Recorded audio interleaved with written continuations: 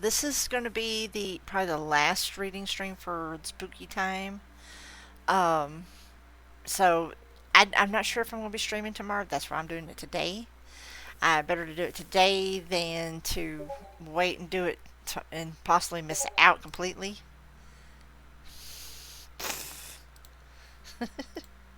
Somebody's always got to be a critic. Anyway, I'm going to take my lovely time and I'm going to read some classic Halloween short stories. And when I mean classic, I mean like these are, you know, but you're talking about Edgar Allan Poe and authors of that nature. So, let us begin at the beginning. This is Storytime with Sid, classic Halloween story edition. Please feel free to get your favorite blanket, get your favorite mug of something good and warm, whether it be chicken broth or hot chocolate or whatever, warm milk, warm tea, whatever you want. Um, and I swear that vacuum cleaner sounds like a ghost moaning. So it kind of fits in. And if it's still kind of warm where you are, get in front of the fan and pretend. You know, no harm in that. Just fair warning, though, there'll be no blurps nor uh, sound effects enabled on this scene. We tried to keep it quiet and cozy. We also uh, now, if you follow or subscribe or anything like that, it would be my personal request to kind of hold off on that till we switch to game mode in order not to disrupt the scene. And of course, lurkers are always welcome. So if you would like to just lurk and not participate in the chat, it is completely okay. I absolutely love our lurkers. Um, and I hope you enjoyed the stories that I'm going to tell to you today. I'm also going to post these. Actually, I think I'm going to post these in the book portion of the Discord. Because I think I posted them in links and pics the last time I do. Yeah, okay. That's okay though. I don't mind doing both. But I think since these are classics, I'm actually going to post the first link in the Discord. And for those of you that are not a part of our Discord, give me 1 second. Let me pull up. Well, actually, should still be a Discord link right there that the bot posted, so which is really cool. So if you would like to join, feel free. If not, that's completely okay too. I just enjoy for folks to hang out and listen to the stories being told.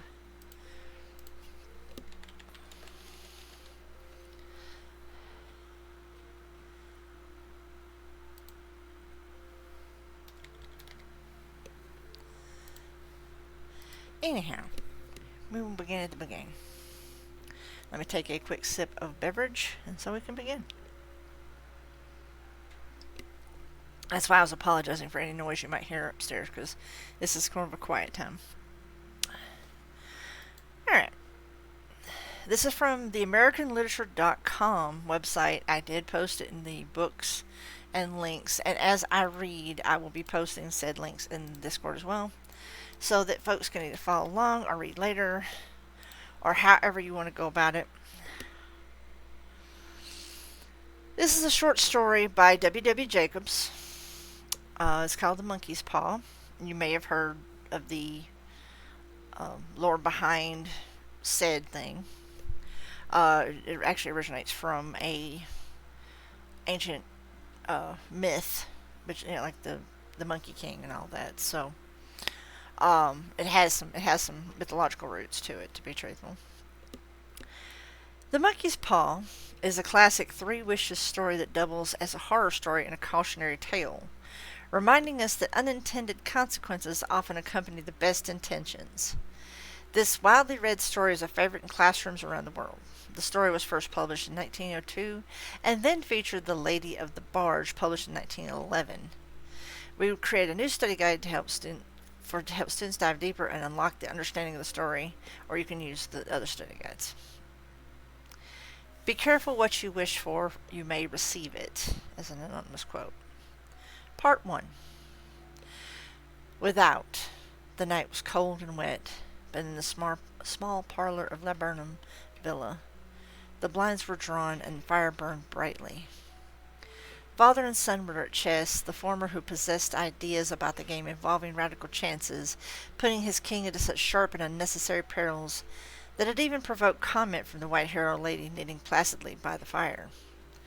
"Hark at the wind," said Mr. White, who, having seen a fatal mistake after it was too late, was amiably desirous of preventing his son from seeing it. "I'm listening," said the latter, grimly surveying the board as he stretched out his hand. "Check." "I should hardly think that he's come tonight," said his father, with hand poised over the board. "Mate," replied the son. That's the worst of living so far out," bawled Mr. White, with sudden and unlooked-for violence. "Of all the beastly, slushy, out-of-the-way places to live in, this is the worst. Path's a bog and the road's a torrent. I don't know what people are thinking about. I suppose because only 2 houses in the road are let, they think it doesn't matter." "Never mind, dear," said his wife soothingly. "Perhaps you'll win the next one." Mr. White looked up sharply, just in time to intercept a knowing glance between mother and son. The words died away on his lips, and he hid a guilty grin in his thin gray beard. "There he is," said Herbert White, as the gate banged to loudly and heavy footsteps came toward the door. The old man rose with hospitable haste, and opening the door was heard condoling with the new arrival. The new arrival was also condoled with himself, so that Mrs. White said, and coughed gently as her husband entered the room, followed by a tall, burly man, beady of eye and rubicund of visage. "Sergeant Major Morris," he said, introducing him. The sergeant major took hands and, taking the proffered seat by the fire, watched contentedly as his host got out whiskey and tumblers and stood a small copper kettle on the fire. At the third glass his eyes got brighter and began to talk, the little family circle regarding with eager interest this visitor from distant parts, as he squared his broad shoulders in the chair and spoke of wild scenes and doughty deeds, of wars and plagues and strange peoples. 21 years of it," said Mr. White, nodding at his wife and son. "When he went away, he was a slip of a youth in the warehouse. Now look at him." "He don't look to have taken much harm," said Miss White politely. "I'd like to go to India myself," said the old man, "just to look around a bit, you know." "Better where you are," said the sergeant major, shaking his head. He put down the empty glass and, sighing softly, shook it again. "I should like to see those old temples and fakirs and jugglers," said the old man. "What was that you started telling me the other day about a monkey's paw or something, Morris?" "Nothing," said the soldier hastily. "Leastways, nothing worth hearing." "Monkey's paw?" said Miss White curiously. "Well, it's just a bit of what you might call magic, perhaps," said the sergeant major offhandedly. His 3 listeners leaned forward eagerly. The visitor absent-mindedly put his empty glass to his lips and then set it down again. His host filled it for him again. "To look at," said the sergeant major, fumbling in his pockets, "just ordinary lapel dried to a mummy." He took something out of his pocket and proffered it. Mrs. White drew back with a grimace, but her son, taking it, examined it curiously. "And what is there special about it?" inquired Mr. White, as he took it from his son, and, having examined it, placed it upon the table. "It had a spell put on it by an old fakir," said the sergeant major, "a very holy man. He wanted to show that fate ruled people's lives, and that those who interfered with it did so to their sorrow. He put a spell on it so that 3 separate men could each have 3 wishes from it." His manners were so impressive that his hearers were conscious that their light laughter had jarred somewhat. "Well, why don't you have 3, sir?" said Herbert White cleverly. The soldier regarded him in the way that middle age is wont to regard presumptuous youth. "I have," he said quietly, and his blotchy face whitened. "And did you really have the 3 wishes granted?" asked Mrs. White. "I did," said the sergeant major, and his glass tapped against his strong teeth. "And has anybody else wished?" persisted the old lady. "The first man had his 3 wishes, yes," was the reply. "I don't know what the first 2 were, but the third was for death. That's how I got the paw." His tones were so grave that a hush fell on the group. "If you've had your 3 wishes, it's no good to you now, then, Morris," said the old man at last. "What do you keep it for?" The soldier shook his head. "Fancy, I suppose," he said slowly. "I did have some idea of selling it, but I don't think I will. It has caused me enough mischief already. Besides, people won't buy it. They think it's a fairy tale, some of them. And those who do think anything of it want to try it first and pay me afterward. That's never a good idea. If you could have another 3 wishes, said the old man, eyeing him keenly, would you have them? I don't know, said the other. I don't know. He took the paw and dangled it between his forefinger and thumb, suddenly threw it upon the fire. White, with a slight cry, stooped down and snatched it off. Better let it burn, said the soldier solemnly. If you don't want it, Morris, said the other, give it to me. I won't, said his friend doggedly. I threw it on the fire. If you keep it, don't blame me for what happens. Pitch it on the fire like a sensible man. The other shook his head and examined his possession closely. How do you do it? He inquired. Hold it up in your right hand and wish aloud, said the sergeant major, but I warn you of the consequences. Sounds like the Arabian Nights, said Mrs. White as she rose and began to set the supper. Don't you think you might wish for 4 pairs of hands for me? Her husband drew the talisman from his pocket, and all 3 burst into laughter as the sergeant major, with a look of alarm on his face, caught him by the arm. If you must wish, he said gruffly, wish for something sensible. Mr. White dropped it back in his pocket and, placing chairs, motioned his friend to the table. In the business of supper, the talisman was partly forgotten, and afterward the 3 sat listening in an enthralled fashion to a second installment of the soldier's adventures in India. If the tale about the monkey's paw is not more truthful than those he has been telling us, said Herbert, as the door closed behind their guest just in time to catch the last train, we shan't make much out of it. Did you give anything for it, father? Inquired Mrs. White, regarding her husband closely. A trifle, said he, coloring slightly. He didn't want it, but I made him take it, and he pressed me again to throw it away. Likely, said Herbert with pretended horror. Why, we're going to be rich and famous and happy. Wish to be an emperor, father, to begin with. Then you can't be henpecked. He darted around the table, pursued by the malign Mrs. White, armed with an antimacassar. I don't know what that is. I apologize. I can look that up later if anyone's interested. I'm assuming it's some sort of cooking implement. Mr. White took the paw from his pocket and eyed it dubiously. I don't know what to wish for, and that's a fact, he said slowly. It seems to me I've got all I want. If you only cleared the house, you'd be quite happy, wouldn't you? Said Herbert with his hand on his shoulder. Well, wish for £200 then. That'll just do it.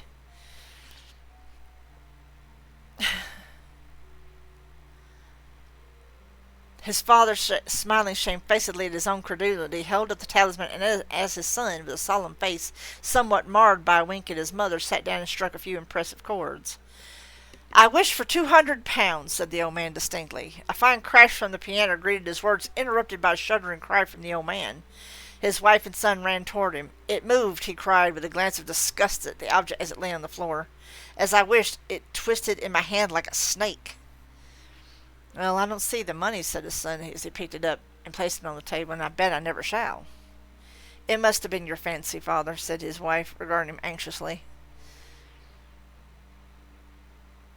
He shook his head. Never mind, though, there's no harm done it, but it gave me a shock all the same. They sat down by the fire again while the 2 men finished their pipes. Outside the wind was higher than ever, and the old man started nervously at the sound of a door banging upstairs. A silence, unusual and depressing, settled on all 3, which lasted until the old couple rose to retire for the rest of the night. I expect you'll find the cash tied up in a big bag in the middle of your bed, said Herbert as he bade them good night, and something horrible squatting on top of your wardrobe, watching you as you pocket your ill-gotten gains. Don't laugh at shit like that. That could happen. He sat alone in the darkness, gazing at the dying fire and seeing faces in it. The last was so horrible and so simian that he gazed at it in amazement. It got so vivid that with a little uneasy laugh he felt on the table for a glass containing a little water to throw over it. His hand grasped the monkey's paw, and with a little shiver he wiped his hand on his coat and went up to bed. Part 2. In the brightness of the wintry sun next morning, as it streamed over the breakfast table, he laughed at his fears. There was an air of prosaic wholesomeness about the room which it had lacked on the previous night, and the dirty, shriveled little paw was pitched on the sideboard with a carelessness which betokened no great belief in its virtues. I suppose all old soldiers are the same, said Mrs. White. The idea of our listening to such nonsense. How could wishes be granted in these days, and if they could, how could 200 pounds hurt you, father? Might drop on his head from the skies, said the frivolous Herbert. Morris said the things happened so naturally, said his father, that you might, if you so wished, attribute it to coincidence. Well, don't break into the money before I come back, said Herbert as he rose from the table. I'm afraid it'll turn you into a mean, avaricious man, and shall have to disown you. His mother laughed, and following to the door, watched him down the road. And returning to the breakfast table, was very happy at the expense of her husband's credulity. All of which did not prevent her from scurrying to the door at the postman's knock, nor prevent her from referring somewhat shortly to retired sergeant majors of biblious habits when she found that the post brought a tailor's bill. Herbert will have some more of his funny remarks, I expect, when he comes home, she said as they sat at dinner. I dare say, said Mr. White, pouring himself out some beer. But for all that, the thing moved in my hand, that I'll swear to. You thought it did, said the old lady soothingly. I say it did, replied the other. There was no thought about it. I had just... What's the matter? His wife made no reply. She was watching the mysterious movements of a man outside, who, peering in an undecided fashion at the house, appeared to be trying to make up his mind to enter. In mental connection with the 200 pounds, she noticed the stranger was well dressed, and wore a silk hat of glossy newness. 3 times he paused at the gate and then walked on again. The 4th time he stood his hand upon it, and then with sudden resolution flung it open and walked up the path. Mrs. White at the same moment placed her hands behind her, and hurriedly unfastening the strings of her apron, put that useful article of apparel beneath the cushion of her chair. She brought the stranger, who seemed ill at ease, into the room. He gazed at her furtively and listened in a preoccupied fashion as the old lady apologized for the appearance of the room in her husband's coat, a garment which he usually reserved for the garden. She then waited as patiently as her sex would permit for him to broach his business, but he was at first strangely silent. I was asked to call, he said at last, and stooped and picked a piece of cotton from his trousers. I come from Ma and Megan's. The old lady started. Is anything the matter? She asked breathlessly. Has anything happened to Herbert? What is it? What is it? Her husband interposed. There, mother, he said hastily. Sit down and don't jump to conclusions. You've not brought bad news, I'm sure, sir, and eyed the other wistfully. I'm sorry, began the visitor. Is he hurt? Demanded the mother wildly. The visitor bowed in assent. Badly hurt, he said quietly, but he is not in any pain. Oh, thank God, said the old woman, clasping her hands. Thank God for that. She broke off as the sinister meaning of the assurance dawned on her, and she saw the awful confirmation of her fears in the other's averted face. She caught her breath and turning to her slower-witted husband, laid her trembling hand on his. There was a long silence. He was caught in the machinery, said the visitor at length in a low voice. Caught in the machinery, repeated Mr. White in a dazed fashion. Yes. He was sat staring out the window and taking his wife's hand between his own, pressed it as he had been wont to do in their old courting days, nearly 40 years before. He was the only one left to us, he said, turning gently to the visitor. It is hard. The other coughed, and rising, walked slowly to the window. The firm wishes me to convey their sincere sympathy with you in your great loss, he said, without looking round. I beg that you will understand I am only their servant and merely obeying orders. There was no reply. The old woman's face was white, her eyes staring, her breath inaudible. On the husband's face was a look such as his friend the sergeant might have carried into his first action. I was to say that Ma and Megan's disclaim all responsibility, continued the other. They admit no liability at all, but in consideration of your son's services, they wish to present you with a certain sum as compensation. Mr. White dropped his wife's hand and, rising to his feet, gazed with a look of horror at his visitor. His dry lips shaped the words. How much? 200 pounds, was the answer. Unconscious of his wife's shriek, the old man smiled faintly, put out his hands like a sightless man, and dropped, a senseless heap, to the floor. In the huge new cemetery, this is part 3, Some 2 miles distant, the old people buried their dead and came back to the house steeped in shadows and silence. It was all over so quickly that at first they could hardly realize it, and remained in a state of expectation as though something else to happen, something else which was to lighten this load, too heavy for old hearts to bear. But the days passed and expectations gave way to resignation, the hopeless resignation of the old, sometimes miscalled apathy. Sometimes they hardly exchanged a word, for now they had nothing to talk about, and their days were long to weariness. It was about a week after the old man, waking suddenly in the night, stretched out his hand and found himself alone. The room was in darkness, and the sound of subdued weeping came from the window. He raised himself in bed and listened. "Come back," he said tenderly. "You will be cold." "It is colder for my son," said the old woman, and wept afresh. The sounds of her sobs died away on his ears. The bed was warm and his eyes heavy with sleep. He dozed fitfully and then slept until a sudden wild cry from his wife awoke him with a start. "The paw!" she cried wildly. "The monkey's paw!" He stared up in alarm. "Where? Where is it? What's the matter?" She came stumbling across the room toward him. "I want it," she said quietly. "You've not destroyed it?" "It's in the parlor on the bracket," he replied, marveling. "Why?" She cried and laughed together, and bending over kissed his cheek. "I only just thought of it," she said hysterically. "Why didn't I think of it before? Why didn't you think of it?" "Think of what?" he questioned. "The 2 other wishes," she replied rapidly. "We've only had one." "Was that not enough?" he demanded fiercely. "No," she cried triumphantly. "We'll have one more. Go down and get it quickly, and wish our boy alive again." The man sat in bed and flung the bedclothes from his quaking lips. "Good God, you are mad!" he cried aghast. "Get it," she panted. "Get it quickly and wish my boy, my boy." Her husband struck a match and lit the candle. "Get back to bed," he said unsteadily. "You don't know what you're saying." "We had the first wish granted," said the old woman feverishly. "Why not the second?" "A coincidence," stammered the old man. "Go get it and wish," cried his wife, quivering with excitement. The old man turned and regarded her. His voice shook. "He's been 10 days. And besides, I would not tell you else, but I could only recognize him by his clothing. If he was too terrible for you to see, then how now?" "Bring it back," cried the old woman, and dragged him toward the door. "Do you think I fear the child I have nursed?" He went down in the darkness and felt his way to the parlor, then to the mantelpiece. The talisman was in its place, and a horrible fear that the unspoken wish might bring his mutilated son before him ere he could escape from the room seized upon him, and he caught his breath. As he found that he had lost direction of the door, his brow cold with sweat, he felt his way around the table and groped along the wall till he found himself in the small passage with the unwholesome thing in his hand.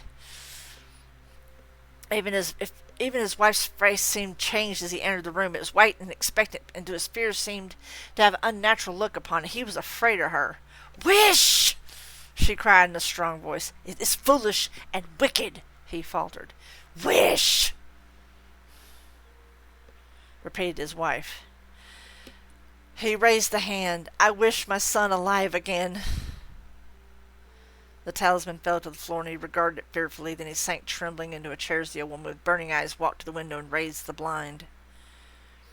He sat until he was chilled with the cold, glancing occasionally at the figure of the old woman peering through the window. The candle end, which had burned below the rim of the china candlestick, was throwing pulsating shadows on the ceiling and walls, until with a flicker larger than the rest it expired. The old man, with an unspeakable sense of relief at the failure of the talisman, crept back into his bed, and a minute afterward the old woman came silently and apathetically beside him. Neither spoke, but sat silently listening to the ticking of the clock. A stair creaked, and a squeaky mouse scurried noisily through the wall. The darkness was oppressive, and after lying for some time, screwing up his courage, he took the box of matches and, striking one, went downstairs for a candle. At the foot of the stairs the match went out, and he paused to strike another. At the same moment a knock came, so quiet and so stealthy as to be scarcely audible, sounded on the front door.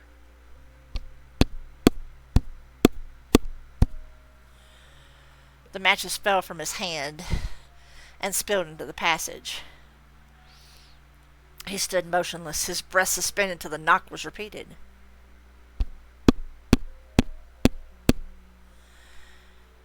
Then he turned and fled swiftly back to his room and closed the door behind him.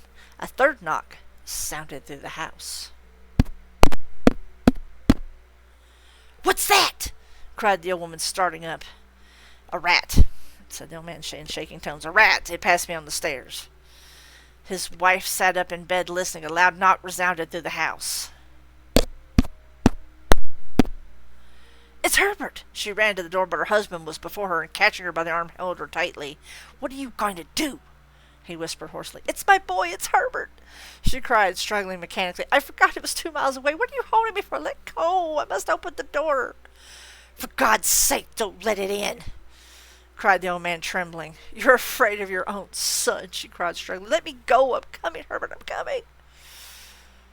There was another knock. And another. The old woman, with a sudden wrench, broke free and ran from the room. Her husband followed to the landing and called after her appealingly as she hurried downstairs. He heard the chain rattle back and the bolt drawn slowly and stiffly from the socket.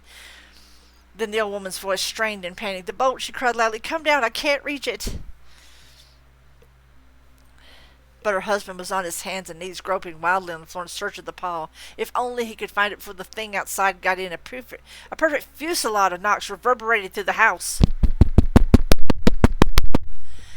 And then he heard the scraping of a chair as his wife put it down on the passage against the door. He heard the creaking of the boat as it came slowly back. And at the same moment he found the monkey's paw and frantically breathed his third and last wish. The knocking ceased suddenly, although the echoes of it were still in the house. He heard the chair drawn back and the door opened. A cold wind rushed up the staircase, and a long, loud wail of disappointment and misery from his wife gave him the courage to run down to her side and then to the gate beyond. The street lamp flickering opposite shone a quiet and deserted road. And there that story ends.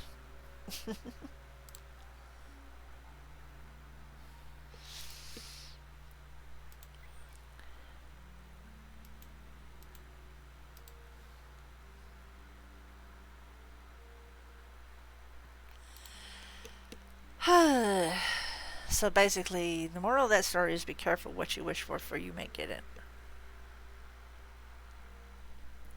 And as someone who has dealt with grief before, and has quite often, I can understand the need and the want to have that hope and wish. Because trust me, it if necromancy was a thing, apparently Twitch has insisted upon an ad break. I'm going to allow this one to go through so it'll get it out of its system and leave one snooze available so that in case I'm in the midst of a storytelling, I'll be able to use it, because I have quite a few lined up, and they're short stories, but they're not short stories, if that makes any sense.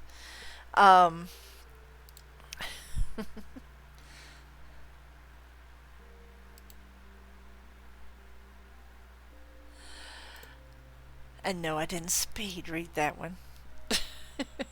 In fact, I should have gotten a little acting in there. That is one thing. If for the folks of you that don't know, I do have a background in stage acting, and so I do have a tendency to put a little more flavor to the readings that I do.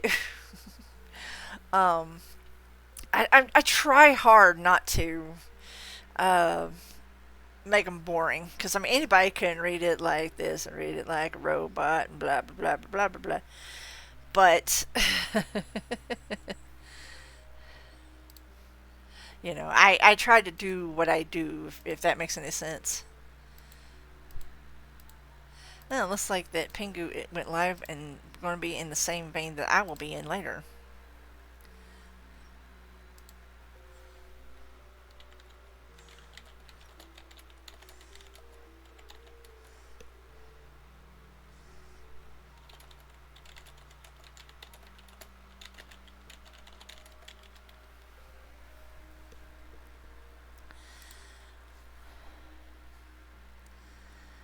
But We're in a less than 2 minute, little over 2 minute ad break. I do apologize. Unfortunately, it is a necessary evil when it comes to Twitch. But um, I will take this time to say thank you so much for lurking. Thank you so much for participating in the stream. Thank you for hanging out and listening to me relate these spooky tales. This will be the last spooky season tale telling session, unfortunately. But I mean, at least I've been consistent. There's been at least one a week, to some extent. At least this month. um, Over the weekend, I'm probably Sunday. I'm probably going to call and edit and post those last few onto YouTube as well. So if you haven't already followed me on YouTube, please go like, share, and subscribe and all that good shit. And if you're lurking here and have not followed me yet, please do so. You can always hit the little heart icon on the web. I'm not sure what it is on mobile. It may be the same. And also hit the notification bell. That way the app will let you know when I go live. I also post on Blue Sky as social media wise for my announcements from when I go live as well. And also to shamelessly plug yet again, I do have a TikTok channel as well. All can be found in the links that I will post at the end of stream. I always love people hanging out and listening. Next month we will begin again with Harry Dresden. It'll be the next book in the series. Will be book 3. I think it's called Grave Peril, if I'm not mistaken. And then December will come Christmas stories. I will actually tell some unorthodox Christmas stories. I'm not going to be telling not necessarily Christmas stories that everybody knows and loves. I might be telling some off the wall shit. Who knows? Although there will probably not be a whole lot of streams. Just like with Thanksgiving. I may make a point of doing a reading stream Thanksgiving week, but I may not be streaming a whole lot of the week of both holidays. Will I do a birthday stream? I'm not sure. I haven't thought that far yet. I'll let y'all know as time gets on. Now that we're back from the ad break, thank you so much for your patience and understanding. If you're tired of seeing ads, there's always 2 solutions. You can either subscribe to the channel, or you can subscribe to the Twitch thing that, like, I forget now what it's called, Turbo or whatever the frick it's called. And Turbo will basically, I think it's like $12 a month, and you get no ads anywhere. Or you can also use an ad blocker. Shh, you didn't hear me say that. But you guys, if you've been a part of my channel long enough to know, I don't do this for the money. I do this to entertain and hopefully inspire and hopefully make your lives a little more cozy and a little more fun. So, anyway, let's continue. This is called The Lottery by Shirley Jackson. Shirley Jackson's short story The Lottery was published in 1948 and is not in the public domain. Accordingly, we are prohibited from presenting the full text here in our short story collection, but here's a link to the full text. Let's see. Hang on. I did not read the head here. Let's see. Will it allow me to read the whole thing? Oh, fuck yeah. Okay, cool. The New Yorker's actually... Okay, so they didn't have the full story on that site, but they did link me to there. Okay, cool. Let's just close that then. And I will post this instead, because I was worried that the New Yorker might be ad blocked, or ad broke. And there's also an audio book, but I'm not going to play that. This is called The Lottery by Shirley Jackson, June 19th of 1948. And here we go. The morning of June 27th was clear and sunny, with the fresh warmth of a full summer day. The flowers were blossoming profusely, and the grass was richly green. The people of the village began to gather in the square between the post office and the bank around 10 o'clock. In some towns, there were so many people that the lottery took 2 days and had to be started on June 26th. But in this village, where there were only about 300 people, the whole lottery took only about 2 hours, and it could begin at 10 o'clock in the morning and still be through in time and allow villagers to get home for noon dinner. Now, you're going to find there's some interesting tropes in this story before I even get get into it because after I get done reading it, I'm going to discuss that in a little bit. The children assembled first, of course. School was recently over for the summer, and the feeling of liberty sat uneasily on most of them. They tended to gather together quietly for a while before they broke into boisterous play, and their talk was still of the classroom and the teacher and the books and reprimands. Bobby Martin had already stuffed his pockets full of stones, and the other boys soon followed his example, selecting the smoothest and roundest stones. Bobby and Harry Jones and Dickie Delacroix, what a name. The visitors pronounce this name Delacroix, which is how it's supposed to be pronounced. Eventually made a great pile of stones in one corner of the square and guarded against the raids of the other boys. The girls stood aside talking among themselves, looking over their shoulders at the boys, and the very small children rolled in the dust or clung to the hands of their older brothers and sisters. Soon the men began to gather, surveying their own children, speaking of planting and rain, tractors and taxes. They stood together away from the piles of stones in the corner, and their jokes were quiet, and they smiled rather than laughed. The women wearing faded house dresses and sweaters came shortly after their menfolk. They greeted one another and exchanged bits of gossip as they went to join their husbands. Soon the women standing by their husbands began to call to their children, and the children came reluctantly, having to be called 4 or 5 times. Bobby Martin ducked under his mother's grasping hand and ran laughing back to the pile of stones. His father spoke up sharply, and Bobby came quickly and took his place between his father and oldest brother. Let's see, he had to get the dad voice. The lottery was conducted, as were the square dances, the teenage club, the Halloween program, by Mr. Summers, who had the time and energy to devote to civic activities. He was a round-faced, jovial man, and he ran the coal business, and people were sorry for him because he had no children, and his wife was a scold. That's a nice way of saying his wife was a bitch. Anyway. When he arrived in the square carrying the black wooden box, there was a murmur of conversation among the villagers, and he waved and called, "Little late today, folks." Postmaster Mr. Graves followed him, carrying a 3-legged stool, and the stool was put in the center of the square, and Mr. Summers set the black box down on it. The villagers kept their distance, leaving a space between themselves and the stool, and when Mr. Summers said, "Some of you fellows want to give me a hand?" There was a hesitation before 2 men. Mr. Martin and his oldest son, Baxter, came forward to hold the box steady on the stool, while Mr. Summers stirred up the papers inside it. The original paraphernalia for the lottery had been lost long ago, and the black box now resting on the stool had been put into use even before Old Man Warner, the oldest man in town, was born. Mr. Summers spoke frequently to the villagers about making a new box, but no one liked to upset even as much tradition as was represented by the black box. There was a story that the present box had been made with some pieces of the box that had preceded it. That was a very clunky sentence. The one that had been constructed when the first people settled down to make a village here. Every year after the lottery, Mr. Summers began talking again about a new box, but every year the subject was allowed to fade off without anything being done. The black box grew shabbier each year, and by now it was no longer completely black, but splintered badly along one side to show the original wood color, and in some places faded or stained. Mr. Martin and his oldest son Baxter held the black box securely on the stool until Mr. Summers had stirred the papers thoroughly with his hand.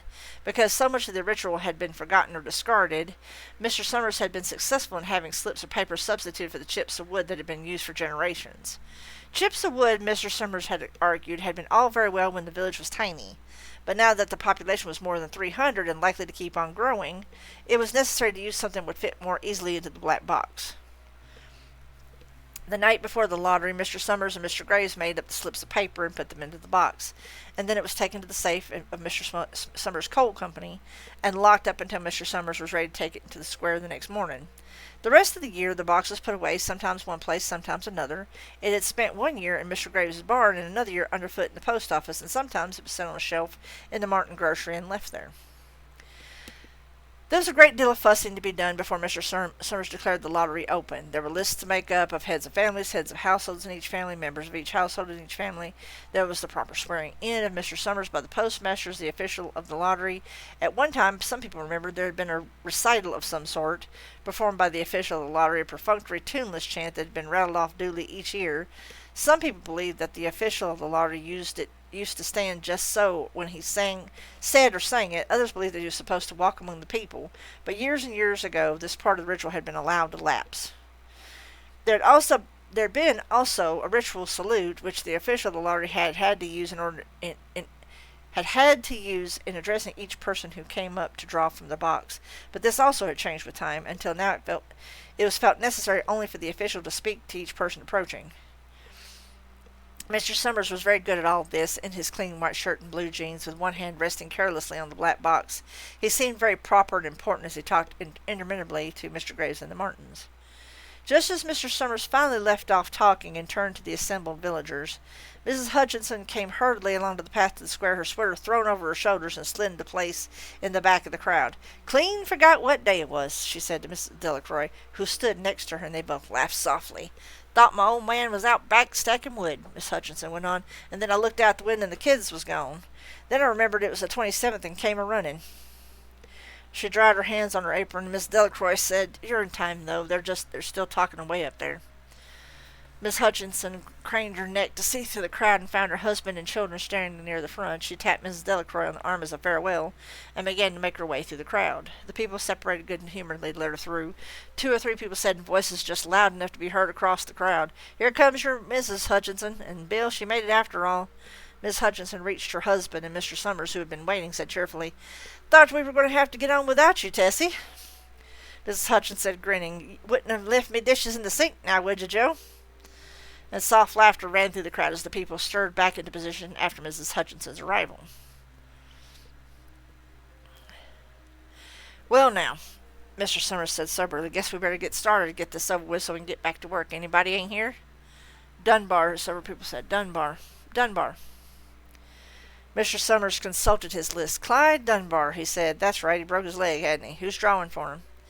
"Me, I guess," a woman said. Mr. Summers turned to look at her. "Her wife draws for her husband," Mr. Summers said. "Don't you have a grown boy to do it for you, Janie?" Although Mr. Summers and everyone else in the village knew the answer perfectly well, it was the business of the official of the lottery to ask such questions formally. Mr. Summers waited with an expression of polite interest while Mrs. Dunbar answered. Horace is not but 16 yet," Mrs. Dunbar said regretfully. "Guess I got to fill in for the old man this year." "Right," Mr. Summers said. He made a note on the list he was holding. Then he asked, "Watson boy drawing this year?" A tall boy in the crowd raised his hand. "Here," he said. "I'm drawing for my mother and me." He blinked his eyes nervously and ducked his head as several voices in the crowd said things like, "Good fellow, Jack," and "Glad to see your mother's got a man to do it." "Well," Mr. Summers said, "I guess that's everyone. Old man Warner make it?" "Here," a voice said, and Mr. Summers nodded. Let me take a drink.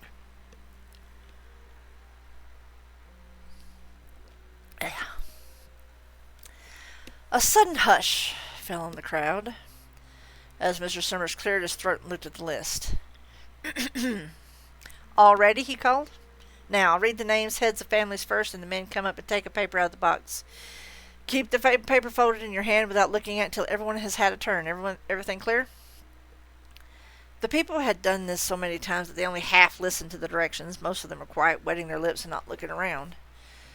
Then Mr. Summers raised one hand high and said, "Adams." A man disengaged himself from the crowd and came forward. "Hi, Steve," Mr. Summers said. Mr. Adams said, "Hi, Joe." They grinned at one another humorously and nervously. Then Mr. Adams reached into the black box and took out a folded paper and held it firmly by one corner as he turned and went hastily back to his place in the crowd, where he stood a little apart from his family, not looking down at his hand.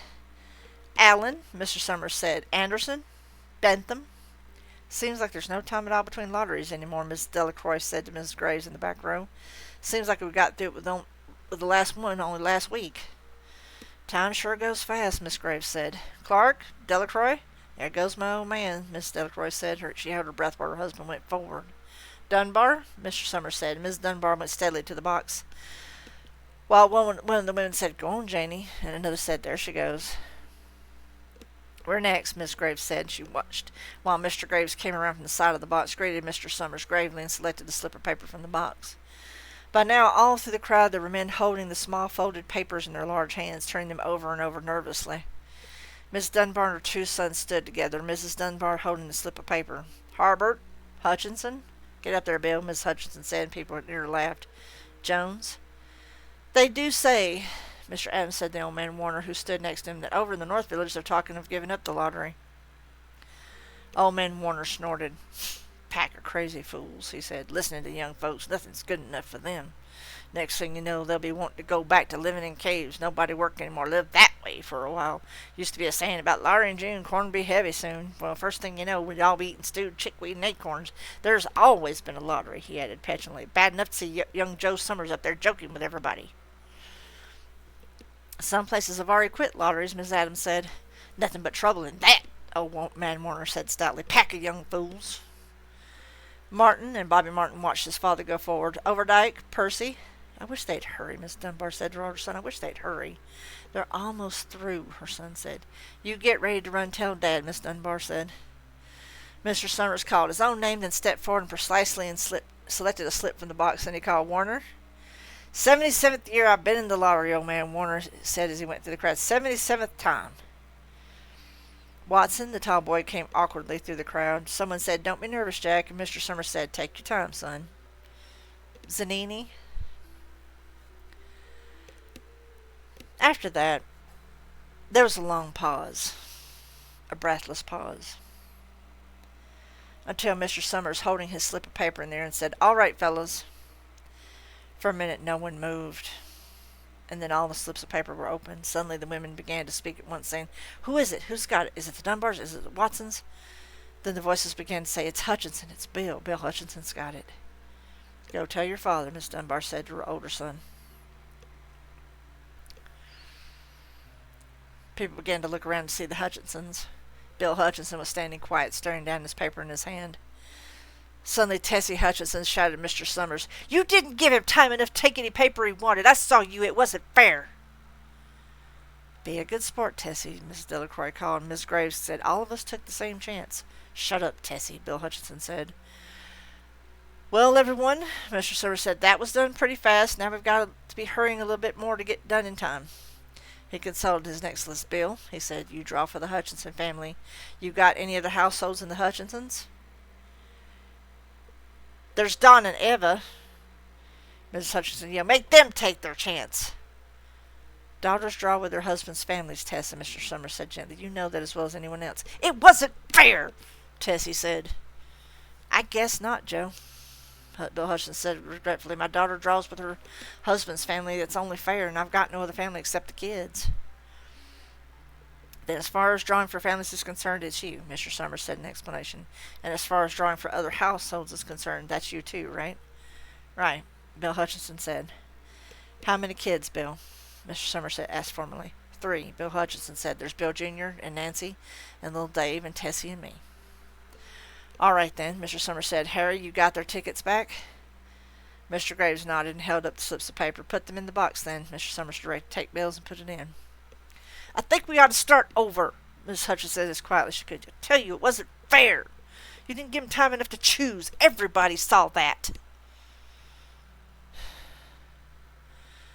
Mr. Graves had selected the 5 slips and put them in the box, and he dropped all the papers but one onto the ground where the breeze caught them and lifted them off. Listen, everybody, Mrs. Hutchinson was saying to the people around her. Ready, Bill? Mr. Summers asked, and Bill Hutchinson, with one quick glance around at his wife and children, nodded. Remember, Mr. Summers said, take the slips and keep them folded until each person has taken one. Harry, you help little Dave. Mr. Graves took the hand of the little boy who came willingly with him up to the box. Take your paper out of the box, Davy. Mr. Summers said. Davy put his hand into the box and laughed. Take just one paper. Mr. Summers said, Harry, you hold it for him. Mr. Graves took the child's hand and removed the folded paper from the tight fist and held it while little Dave stood next to him and looked up at him wonderingly. Nancy next, Mr. Summers said. Nancy was 12, and her school friends breathed heavily as she went forward, switching her skirt, and took a slip daintily from the box. Bill Jr., Mr. Summers said, and Billy, his face red and his feet overlarge, nearly knocked the box over it as he got a paper out. Tessie, Mr. Summers said. She hesitated for a minute, looking around defiantly, then set her lips and went up to the box. She snatched the paper out and held it behind her. Bill, Mr. Summers said, and Bill Hutchinson reached into the box and felt around, bringing his hand out at last with a slip of paper in it. The crowd was quiet. A girl whispered, I hope it's not Nancy. And the sound of the whisper reached the edges of the crowd. It's not the way it used to be, old man Warner said clearly. People ain't the way they used to be. All right, Mr. Summers said. Open the papers, Harry. You open little Dave's. Mr. Graves opened a slip of paper, and there was a general sigh through the crowd as he held it up, and everyone could see that it was blank. Nancy and Bill Jr. opened theirs at the same time, and both beamed and laughed, turning around to the crowd and holding their slips of paper above their heads. Tessie, Mr. Summers said. There was a pause, and then Mr. Summers looked at Bill Hutchinson, and Bill unfolded his paper and showed it. It was blank. It's Tessie, Mr. Summers said, and his voice hushed. His voice was hushed. Show us her paper, Bill. Bill Hutchinson went over to his wife and forced the slip of paper out of her hand. It had a black spot on it. The black spot Mr. Summers had made the night before with a heavy pencil in the coal company office. Bill Hutchinson held it up, and there was a stir in the crowd. All right, folks, Mr. Summers said. Let's finish quickly. Although the villagers had forgotten the ritual and lost the original black box, they still remembered to use stones. The pile of stones the boys had made earlier was ready, and there were stones on the ground and with the blown scraps of paper that had come out of the box. Mrs. Delacroix selected a stone so large she had to pick it up with both hands and turned to Miss Dunbar. Come on, she said. Hurry up. Miss Dunbar had small stones in both hands, and she said, gasping for rest, I can't run it all. You have to go ahead. I'll have to catch up with you. The children had stones all ready, and some gave little Davy Hutchinson a few pebbles. Tessie Hutchinson was in the center of a cleared space by now, and she held her hands out desperately as the villagers moved in on her. It isn't fair, she said. A stone hit her on the side of the head. Old Man Warner was saying, come on, everyone. Steve Adams was in the front of the crowd of villagers with Mrs. Graves beside him. It isn't fair, it isn't right. Mrs. Hutchinson screamed, and then they were upon her. And thus ends the lottery. You see, the thing is that the lottery was not to win something, but to lose something.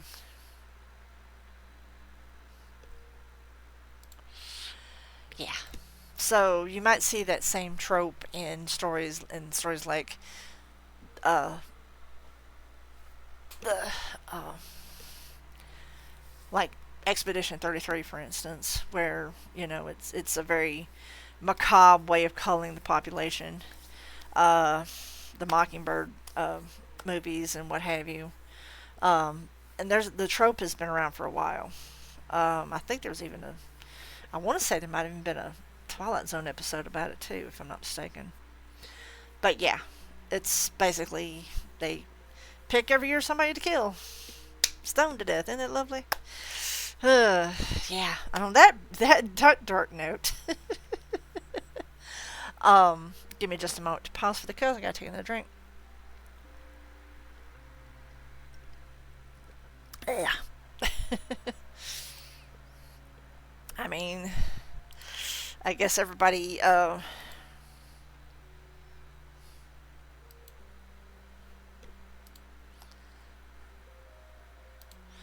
everybody has their way of culling people, I guess. It's kind of brutal. It's very biblical, too, actually. Kind of goes back to the saying from the Bible, he who is without sin casteth the first stone. Well, apparently, they didn't read that bit.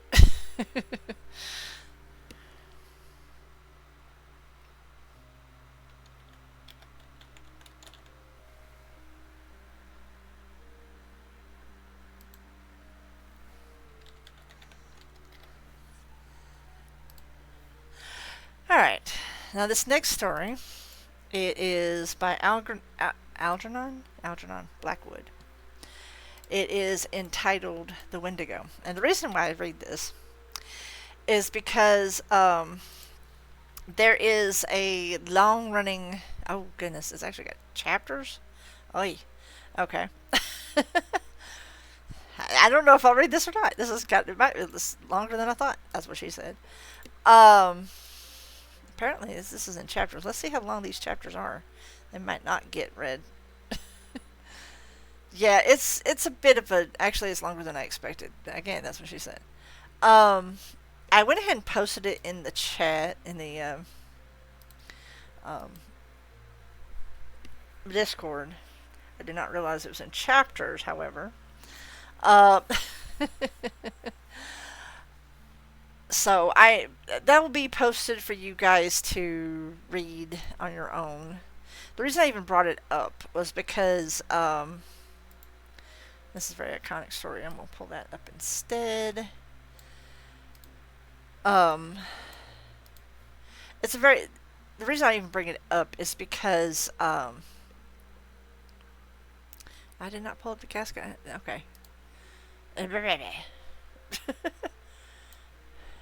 Alright, that's a good substitute. Uh, the reason I bring it up is because it is a long-standing theme in Supernatural, the show. Every time, it's almost like every time, like off camera, they either know somebody or they have done this. They have hunted down a Wendigo. Apparently, they're very prolific to the point where they have to like kill them off camera. And I've always wanted them to do one freaking episode where they actually kill one in the story. They kill everything, but it's like this is off screen. The battle was so bad that it's always told about in like an off camera kind of thing that happened. So that's the only reason I even brought it up. So now back to classic stuff. I'm actually going to post this one. I wonder why that one was hitting different as a link, but it's a summary. Anyway, this is called The Mask of the Red Death. It is a classic Poe story because, he was a Poe boy from a Poe family. Yes, I had to make the joke. Uh, it was published in 1919. And you cannot talk about Halloween without talking about Edgar Allan Poe. And of course, Bunny, bless her heart, has the pooping Poe. I'm so sorry I had to bring that up, but let me clear my throat. Anyway, the Red Death had long devastated the country. No pestilence had ever been so fatal or so hideous. Blood was its avatar, and it sealed the madness and the horror of blood. There were sharp pains and sudden dizziness, and then profuse bleeding at the pores with disillusion. The scarlet stains upon the body, and especially upon the face of the victim, were the pest ban which shut him out from the aid and from the sympathy of his fellow men, and the whole seizure, progress, and termination of the disease were incidents of half an hour. But Prince Prospero was happy and dauntless and sagacious, I do believe the word is. When his dominions were half depopulated, he summoned to his presence 1,000 hale and light-hearted friends from among the knights and the dames of his court, and with these retired to the deep seclusion of one of his crenellated abbeys. This was an extensive and magnificent structure, the creation of the prince's own eccentric yet august taste. A strong and lofty wall girdled it in. This wall had gates of iron. The courtiers, having entered, brought furnaces and massy hammers and welded the bolts. They resolved to leave means neither of ingress nor egress to the sudden impulses of despair or of frenzy from within. The abbey was amply provisioned. With such precautions the courtiers might bid defiance to contagion. The external world could take care of itself. In the meantime, it was folly to grieve or to think. The prince had provided all the appliances of pleasure. There were buffoons, there were improvisatory actors. There were ballet dancers, there were musicians, there was beauty, there was wine. All these in security were within. Without was the Red Death. It was toward the close of the 5th or 6th month of his seclusion that the Prince Prospero entertained his 1,000 friends at a masked ball with the most unusual magnificence. Now, you bear in mind, Poe wrote in a very magnanimous format, so he painted pictures, and his writings are a huge inspiration for myself. So listen to how he puts this. It was a voluptuous scene, that masquerade. But first let me tell of the rooms in which it was held. There were 7. An imperial suite. In many palaces, however, such suites form a long and straight vista, while the folding doors slide back nearly to the walls on either hand, so that the view of the whole extent was scarcely impeded. Here the case was very different, as might have been expected from the Duke's love of the bizarre. The apartments were so irregularly disposed that the vision embraced but little more than one at a time. There was a sharp turn at the right and left in the middle of each wall. A tall and narrow Gothic window looked out upon a closed corridor of which pursued the windings of the suite. These windows were of stained glass whose colors varied in accordance with the prevailing hue of the decorations of the chamber into which it opened. That at the eastern extremity was hung, for example, in blue, and vividly blue were its windows. The second chamber was purple in its ornaments and tapestries, and here the panes were purple. The third was green throughout, and so were the casements. The fourth was furnished and lighted with orange, the fifth with white, and the sixth with violet. with violence. The seventh apartment was closely shrouded in black velvet tapestries that hung all over the ceilings and down the walls, falling in heavy folds upon a carpet of the same material and hue. Lord, he decorates like I do. All color coordinated. That's a thing, you know. But in this chamber only, the color of the windows failed to correspond with the decorations. The panes were scarlet, a deep blood color. Now, in no one any of the 7 apartments was there a lamp or candelabrum, amid the profusion of golden ornaments that lay scattered to and fro and depended from the roof.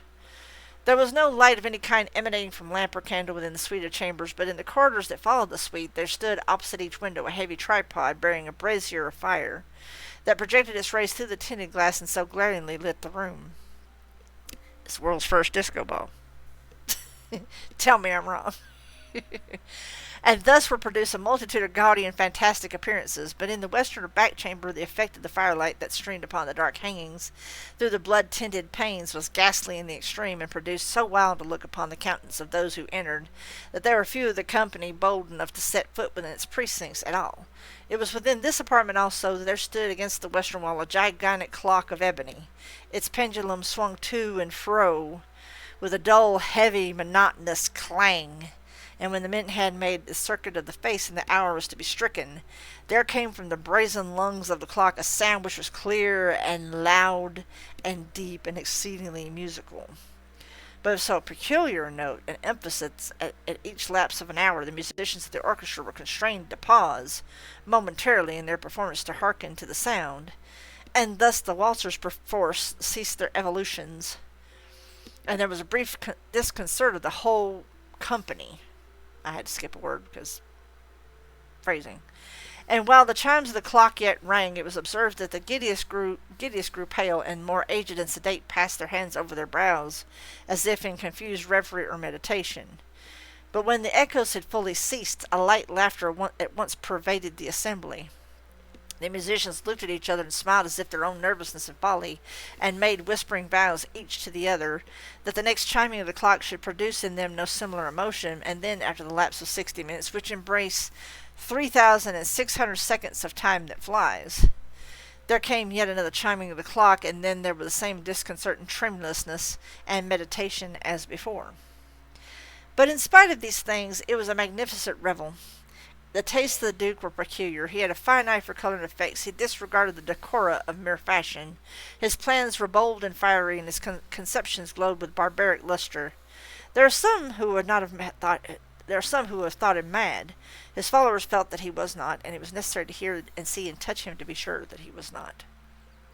He had directed in great part the movable embellishments of the 7 chambers upon occasion of this great fete, but it was his own gilding taste which had given character to the masqueraders. Be sure they were grotesque. There were much glare and glitter and piquancy and phantasm, much of which has been seen in Hernani. There were arabesque figures with unsuited limbs and appointments. There were delirious fancies such as the madman fashions. There were much of the beautiful, much of the wanton, much of the bizarre, something of the terrible, and not a little of what might have excited disgust. To and fro in the 7 chambers stalked, in fact, a multitude of dreams, and these dreams writhed in and about, taking hue from the rooms and causing the wild music of the orchestra to seem as the echo of their steps. And anon there strikes the ebony clock which stands in the hall of velvet, and then for a moment all is still and all is silent, save the voice of the clock. The dreams are stiff frozen as they stand, but the echoes of the chime die away. They have endured but an instant, and light half-subdued laughter floats after them as they depart. And now the music swells, and the dreams live, and writhe to and fro, more merrily than ever, taking hue from the many tinted windows, through which stream the rays of the tripods. But to the chamber which lies most westwardly of the 7, there are now none of the maskers who venture, for the night is waning away, and there flows a ruddier light through the blood-colored panes, and the blackness of the sable drapery appalls. And to him whose foot falls on the sable carpet there comes from the near clock of ebony a muffled peal more solemnly emphatic than any which reaches their ears who indulge in the more remote gaieties of the other apartments. But these other apartments were densely crowded. In them beat feverishly the heart of life. I wonder if that's just, very fancy talk. Never mind. Moving on. And the revel went whirlingly on until at length there commenced the sounding of midnight upon the clock, and then the music ceased, as I have told. and the evolutions of the waltzers were quieted, and there was the uneasy cessation of all things as before. But now there were 12 strokes to be sounded by the bell of the clock, and thus it happened. Perhaps that more of thought crept, with more of time, into the meditations of the thoughtful among those who revelled. And thus, too, it happened that before the last echoes of the chime had utterly sunk into silence, there were many individuals in the crowd who had found leisure to become aware of the presence of a masked figure which had arrested the attention of no single individual before. And the rumor of this new presence having spread itself whisperingly around, there arose at length from the whole company a buzz or murmur of horror and of disgust. In an assembly of phantasms such as I have painted, it may well be supposed that no ordinary appearance could have excited such sensation. In truth, the masquerade license of the night was nearly unlimited, but the figure in question had out-Heroded Herod, and had gone beyond the bounds of even the prince's indefinite decorum. There are chords in the heart of the most reckless which cannot be touched without emotion, and even with the utterly lost to whom life and death are equally jests, there are matters of which no jest can be made.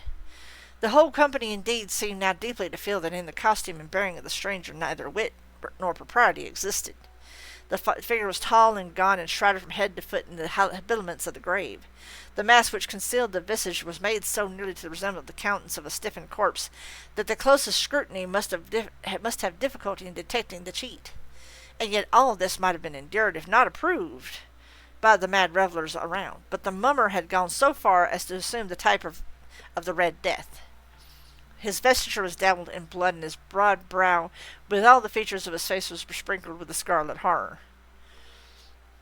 When the eyes of Prince Prospero fell on the spectral image, which, with a slow and solemn movement, as if more fully to sustain its role, stalked to and fro among the waltzers, he is seen to be convulsed, in the first moment with a strong shudder of either terror or distaste, but in the next his brow reddened with rage. "Who dares?" he demanded hoarsely of the courtiers who stood near. "Who dares insult us with this blasphemous mockery? Seize him and unmask him, that we may know whom we have to hang at sunrise from the battlements." It was in the eastern blue chamber in which stood Prince Prospero as he uttered these words. They rang throughout the 7 rooms loudly and clearly, for the prince was a bold and robust man, and the music had become hushed at the waving of his hand.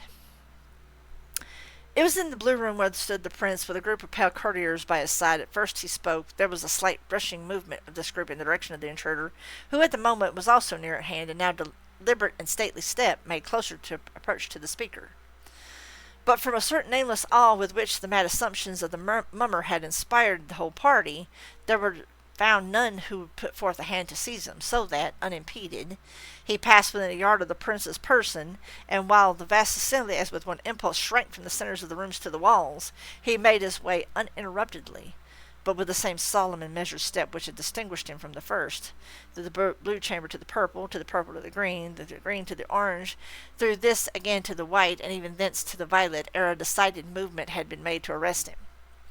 It was then, however, that Prince Prospero, maddened with rage and the shame of his own momentary cowardice, rushed hurriedly through the 6 chambers, while none followed him on account of a deadly terror that seized upon all.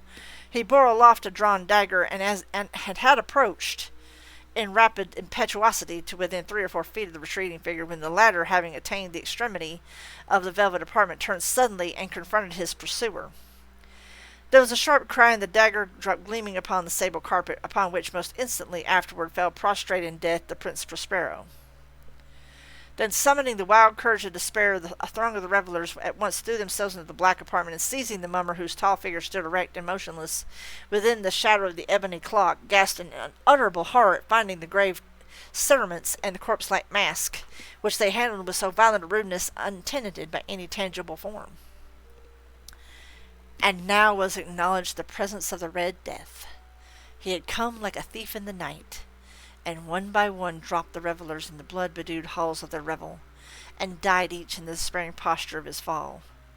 And the life of the ebony clock went out with that of the last of the following.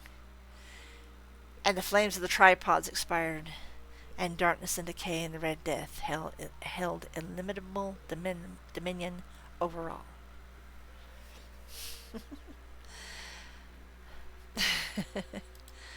Like I said, it is a very poignant story. It is one that kind of rings true now, what with COVID and what have you. it was not near as bad as the Red Death, but it's something very similar. And basically, the moral of that story is you can sequester yourself all you want, but if death is bound for you, it will come and claim you, whether you want to or not. I love Poe's work because I can get so into it as a narrator.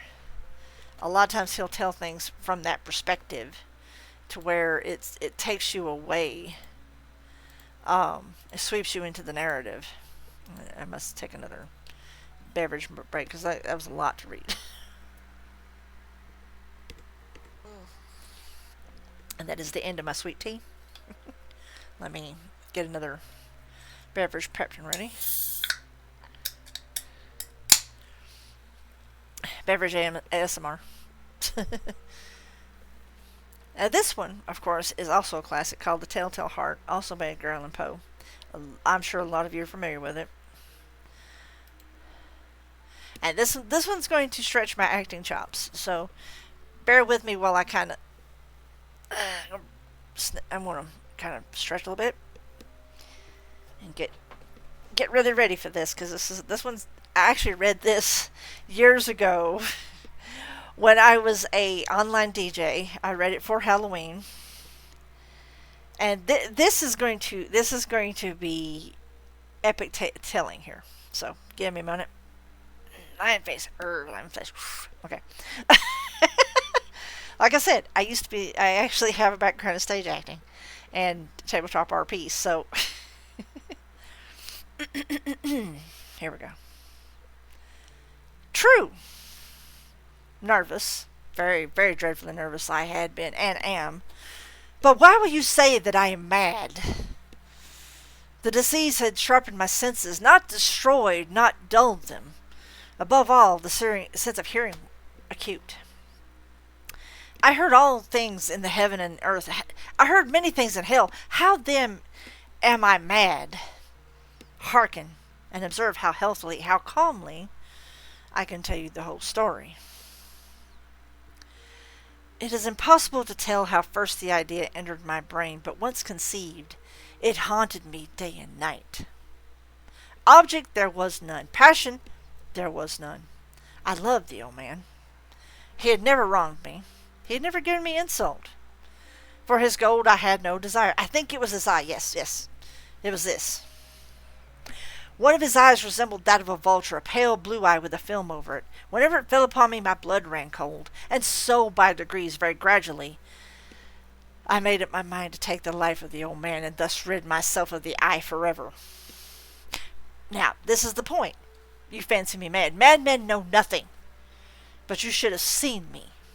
You should have seen how wisely I proceeded, what caution, and with what foresight, with what dissimulation I went to work. I was never kinder to the old man during the whole week before I killed him. And every night, about midnight, I turned the latch of his door and opened, oh, so gently. And then when I had made an opening sufficient for my head, I put a dark lantern, all closed, that so no light shone out, and I thrust it in my head. Oh, you would have laughed to see how cunningly I thrust it in. Giggity. I moved it slowly, very, very slowly, so that I might not disturb the old man's sleep. It took me an hour to place my whole head within the opening so far that I could see him as he lay upon his bed. Ha! Would a madman have been so wise as this? And then, when my head was well in the room, I undid the lantern cautiously. Oh, so cautiously. Cautiously, for the hinges creaked. I undid it just so much that a single thin ray fell upon the vulture eye, and I did this for 7 long nights, every night just at midnight. But I found the eye always closed, so it was impossible to do the work. For it was not the old man who vexed me, but his evil eye.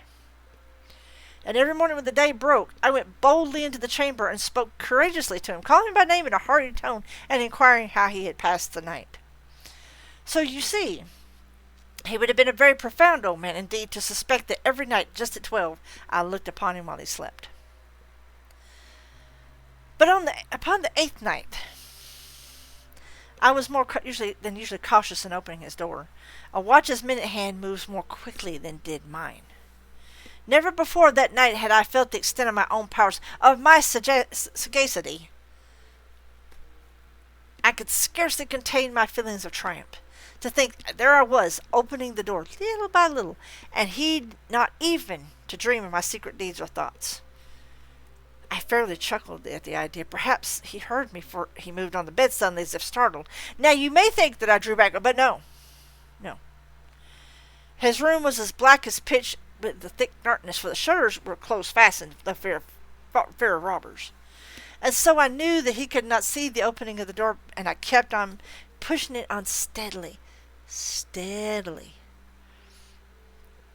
I had my head and was about to open the lantern when my thumb slipped in upon the tin fastening, and the old man sprang up in bed and cried out, "Who's there?" I kept quite still and said nothing. For a whole hour I did not move a muscle, and in the meantime I did not hear him lie down. He was still sitting up in the bed listening, just as I have done, night after night, hearkening to the death watches in the wall. Presently I heard a slight groan, and I knew it was the groan of mortal terror. It was not a groan of pain or grief. Oh, no. It was the low stifled sound that arises from the bottom of the soul when overcharged with awe. I knew the sound well. Many a night, just at midnight, when all the world slept, it had welled up from my own bosom, deepening with its dreadful echo the terrors that distracted me. I say I knew it well. I knew what the old man felt, and pitied him, although I chuckled at heart. I knew that he had been lying awake ever since the first slight noise, when he had turned in the bed. His fears had been ever since growing upon him. He had been trying to fancy them causeless, but could not.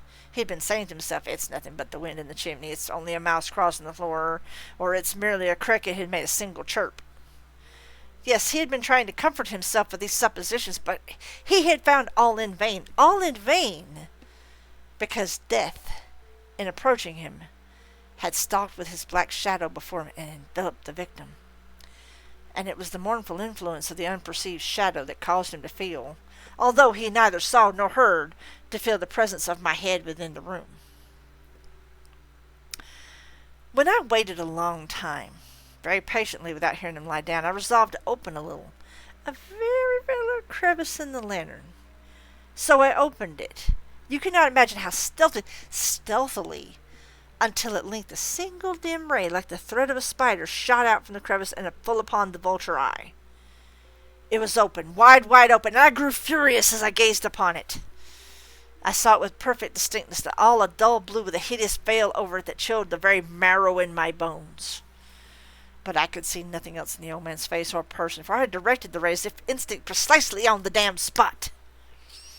And now, have I not told you that what you mistake for madness is but over-acuteness of the senses?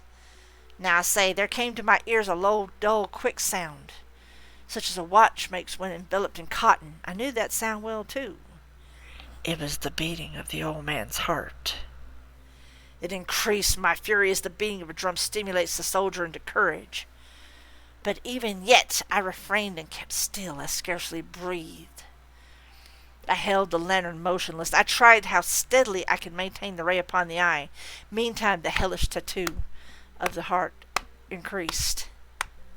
It grew quicker and quicker and louder every instant. The old man's terror must have been extreme. It grew louder. I say louder every moment. Do you mark me well? I have told you that I am nervous, and so I am. And now at the dead hour of night, amid the dreadful silence of that old house, so strange a noise as this excited me to uncontrollable terror.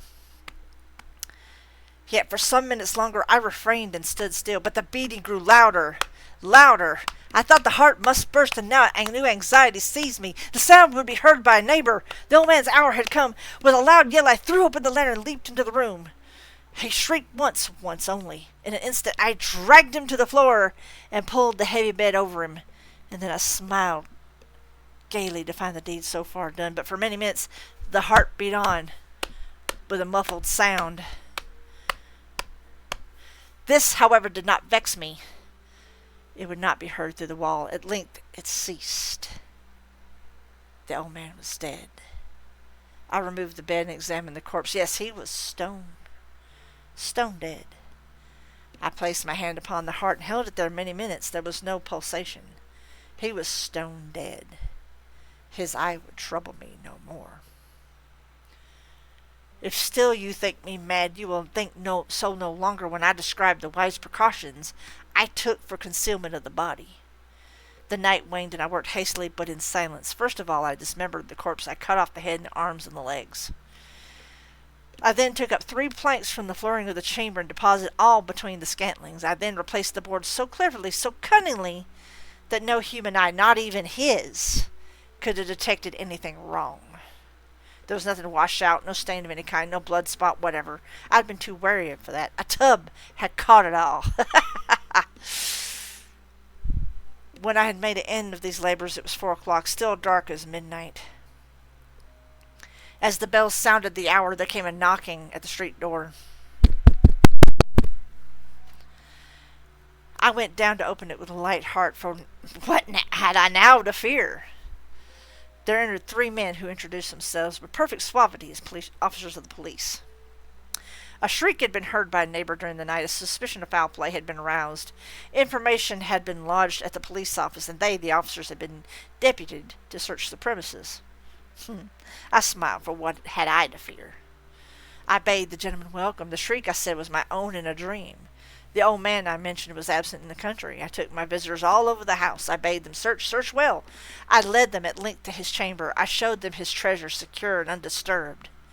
In the enthusiasm of my confidence, I brought chairs into the room and desired them here to rest from their fatigues, while I myself, in the wild audacity of my perfect triumph, placed my own seat upon the very spot beneath which reposed the corpse of the victim. The officers were satisfied. My manner had convinced them. I was singularly at ease. They sat, and while I answered cheerily, they chatted familiar things, but ere long I felt myself getting pale and wished them gone. My head ached, and I fancied a ringing in my ears, but they still sat and chatted. The ringing became more distinct. It continued and became more distinct. I took more freely to get rid of the feeling, but it continued and gained definiteness, until at length I found that the noise was not within my ears. No doubt I now grew pale, but I talked more fluently and with a heightened voice, yet the sound increased, and what could I do? It was a low, dull, quick sound, much such a sound as a watch makes when enveloped in cotton. I gasped for breath, and yet the officers heard it not. I talked more quickly and more vehemently, but the noise steadily increased. Why would they not be gone? I paced the floor to and fro with heavy strides, as if excited to fury by the observation of the man, but the noise steadily increased. Oh God, what could I do? I foamed, I raved, I swore. I swung the chair upon which I had been sitting and grated upon the boards, but the noise arose over all and continually increased. It grew louder, and still the men shouted pleasantly and smiled. Was it possible that they heard not? Almighty God, oh no, they heard, they suspected, they knew. They were making a mockery of my horror.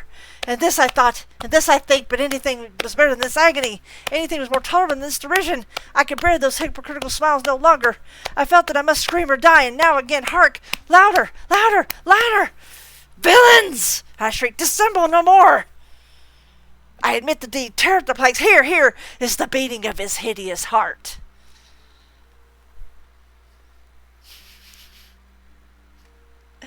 And this ends the story. I love getting into that.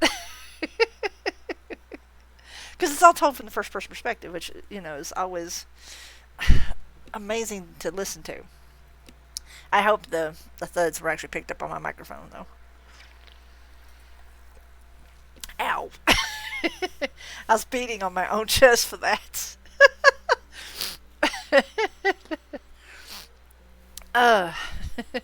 But it kind of keeps time with the story too, so that kind of helps. I get a big kick out of reading Poe's work, if you haven't noticed.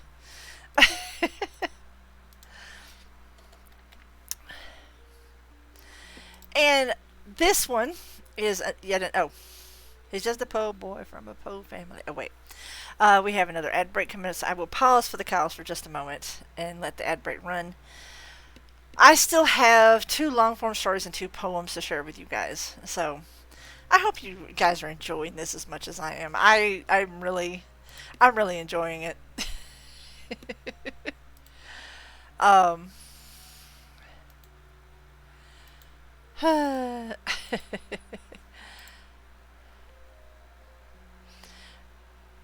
am actually enjoying reading. Uh, it sounds like, to me at least, that I'm not hearing anything from up top, so maybe they got done with what they're doing. And by the way, Anubis has been bugging me. I hope my. He's been bugging me by sitting over here. He was batting at me while I was trying to gesticulate. For those of you who don't know what that means wave my hands about. He's been trying to get. He's like, Mom, hold still. Let me pet. Let me get pet. Let me get pet. He's just like, I'm trying to get some attention here, and she's too busy being a daft bitch reading this damn story for you guys. I'm petting my furry son. He says hi, by the way. I would actually put him on stream, but I don't know if my camera's working. So, um, but yeah, my camera's been giving me shit, so it's hard to know. I may give him a moment between story time and gaming time. Just as a forerunner, a preview for what's to happen. Since Thorne's kind of out of it with his the aftermath of his appointment. And I'm not going to go into what said happened. He is MIA at the moment, so I am going to be doing some crime scene cleaner.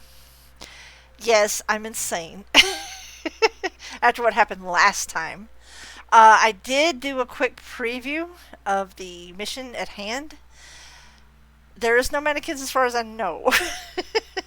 They might surprise me because the screenshots I saw were the beta, and it could very well be highly different. And if there's more mannequins, I'm going to lose my shit. So there could very well be a pivot midstream. Who knows? For those of you that have just joined us or don't know my paranoia when it comes to mannequins, let me give you a little backstory right quick.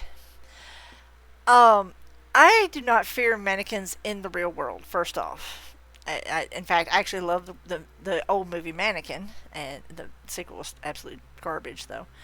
But I mean, I don't have like an irrational fear. It's just in that setting. Um, there is a moment in the regular missions for Crime Scene Cleaner where you do have to fight them. I'm not going to say where, I'm not going to say when, I'm not going to say how it happens because I don't want to spoil it for anybody, but it kind of gives a spooky idea to them to start with. So, when they put them in that mission, already spooky mission, already, dude, no, stop. That's where the belligerence comes from. It's not that I personally have a phobia, it's just that they made it spooky and I don't do jump scares because I have no flight response. So yeah. And of course I wanted to pull out that katana. I thought about it. And I thought no, because I could just see them doing something hinky with the katana. So I pulled out the axe instead. Because the katana might have aggroed them. I don't know. And I'm scared to find out. Because I dare anybody, any content creator who might be lurking, who actually streams Crime Scene Cleaner, please do that at least once on stream for me. Because I want to see if that actually causes them to aggro. I want to see if it actually warps it even further. For science. I can just see somebody. No, I ain't doing that for you. If you want to find out, do it for yourself. um, I was tempted to pull that katana out. I'm not gonna lie, but I thought, yeah, it'd be just like them to hinge that on the katana, and you pull it out. Next thing you know, you got aggro. I'm like, nah, fam. Nope. Nah. We do have an ad break here in just a few seconds. In between times, just want to let you know if you are lurking and have not followed, please do so. If you like what's going on here and like to hang out and stuff, please hit the little follow button and maybe in the notification bell. Let them know that you are, let them know when I go live. Also, too, if you're not already, like, follow, and subscribe over at YouTube as well. I will be posting the linkies at the end of the scene, at end of the scene, end of the stream. Ugh, English words are hard. Uh, um, if I get to stream tomorrow, and this is a big if I get to stream tomorrow, hopefully it'll be Thorn and I teaming up for another go at the zombies in Dead Island 2. I have enjoyed playing that game so fucking much.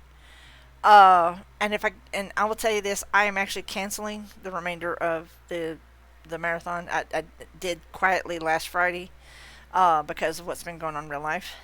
If I get to stream on Friday, I am going to be doing some. I'm actually going. Can I help you? You are just pettish as hell today. I apologize. Oh, Jesus! See, this is what comes of that. Yeah. I almost had a major accident happen. Thanks, Anubis. You're a dipshit. You know that? I love you, but you're stupid. He overshot his landing field. Let's just say. Thank God I had a hold of the drink. He basically came up here, tried to get on the desk, and slipped off of his stool, grabbed a hold of the mouse pad, and almost pulled my computer and everything with it. Dummy. I love you. I do, but you're such a dum-dum sometimes. You know better than that. Anyway, I hated that wasn't caught on stream other than the, oh my God, what the hell are you doing? But anyway, you've learned your lesson, I hope, now. Anyway. What was I saying? Oh, yes. Yeah, I can see the claw marks on my mouse pad now. Thanks, I appreciate that. Friday, if I do get to stream, I will be streaming, probably some Vampire and Midnight Suns. And that will be the last of the Spooktober streams. Saturday, I will be working, but I will be streaming Saturday Night Main Event in the Discord that evening. Sunday, of course, day off. And then I will let you guys know going forward what we're going to do then after that. And of course, I'll tell you all this outside of ad break. Ad break is about to be over. And ad break is over. Thank you so much for your patience and understanding. And I appreciate each and every one of you guys for lurking and being a lurky turkey and all that good shit. Let's see. Now, back to the action. I already posted this in my Discord. And actually, let me go ahead and kill the unpin this message. Okay, I don't have to have that pinned anymore because I think they're done. Anyway, our next story is The Cask of Amatillo. This story was included in Poe's collection Tales of Mystery and Imagination, illustrated by Harry Clark.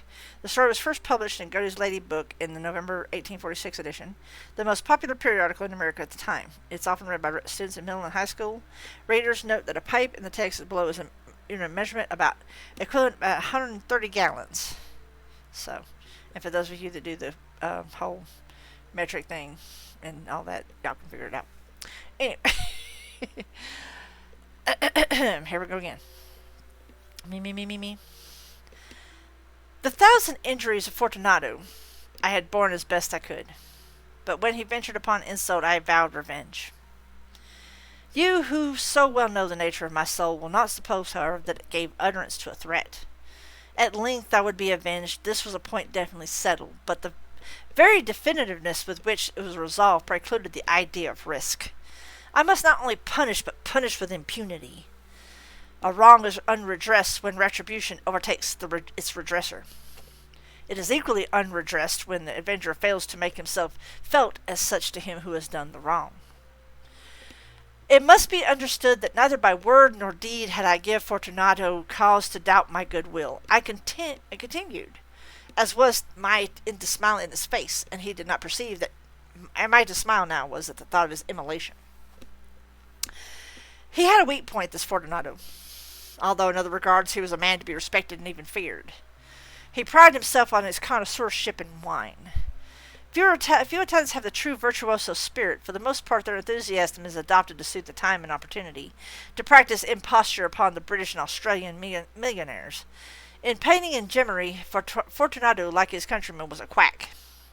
But in the matter of old wines he was sincere. In this respect I did not differ from him materially. I was skilful in the Italian vintages myself, and bought largely whenever I could. It was about dusk, one evening during the supreme madness of the carnival season, that I encountered my friend. He accosted me with excessive warmth, for he had been drinking too much. I know some people that are like that. Not calling anybody out, but if the glass fits, drink it. The man wore motley. He had on a tight-fitting party striped dress, and his head was surmounted by the conical cap and bells. I was so pleased to see him that I thought I have never done wringing his hand. I said to him, "My dear Fortunato, you are luckily met. How remarkably well you are looking today. But I have received a pipe of what passes for Amontillado, and I have my doubts." "How?" he said. "Amontillado, a pipe? Impossible. And in the middle of the carnival?" "I have my doubts," I replied. "And I was silly enough to pay the full Amontillado price without consulting you in the matter. You were not to be found, and I was fearful of losing a bargain." "Amontillado. I have my doubts. Amontillado. And I must satisfy them. Amontillado. As you are engaged, I am on my way to Lucrece. If anyone has a critical turn, it is he will tell me. Lucrece cannot tell Amontillado from Sherry. And yet some fools will have it in his taste as a match for your own. Oh, come, let us go. Whither? To your vaults. My friend, no. I will not impose upon your good nature. I perceive you have an engagement, Lucrece. I have no engagement. Come. My friend, no, it is not the engagement, but the severe cold with which I perceive you are afflicted. The vaults are insufferably damp. They're encrusted with nitre. Let us go, nevertheless. The cold is merely nothing. Amontillado, you have been imposed upon him, and as for Lucrece, he cannot distinguish Sherry from Amontillado. Thus speaking, Fortunato possessed himself of my arm, and putting on a mask of black silk and drawing a reliquaire closely about my person, I suffered him to hurry me to my palazzo. There were no attendants at home. They had absconded to make merry in honor of the time. I had told them that I should not return until the morning, and had given them explicit orders not to stir from the house. These orders were sufficient, I well knew, to ensure their immediate disappearance, one and all, as soon as my back was turned. I took from their sconces 2 flambeaux, and giving one to Fortunato, I bowed him through several suites of rooms to the archway that led into the vaults. I passed down a long and winding staircase, requesting him to be cautious as he followed. We came at length to the foot of the descent, and stood together upon the damp ground of the catacombs of the Montresors. The gait of my friend was unsteady, and the bells upon his cap jingled as he strode. "The pipe," he said. "It is further on," said I, "but observe the white webwork which gleams from these cavern walls." He turned toward me and looked into my eyes with 2 filmy orbs that distilled the rheum of intoxication. "Nitre?" he asked at length. "Nitre," I replied. "How long have you had that cough?"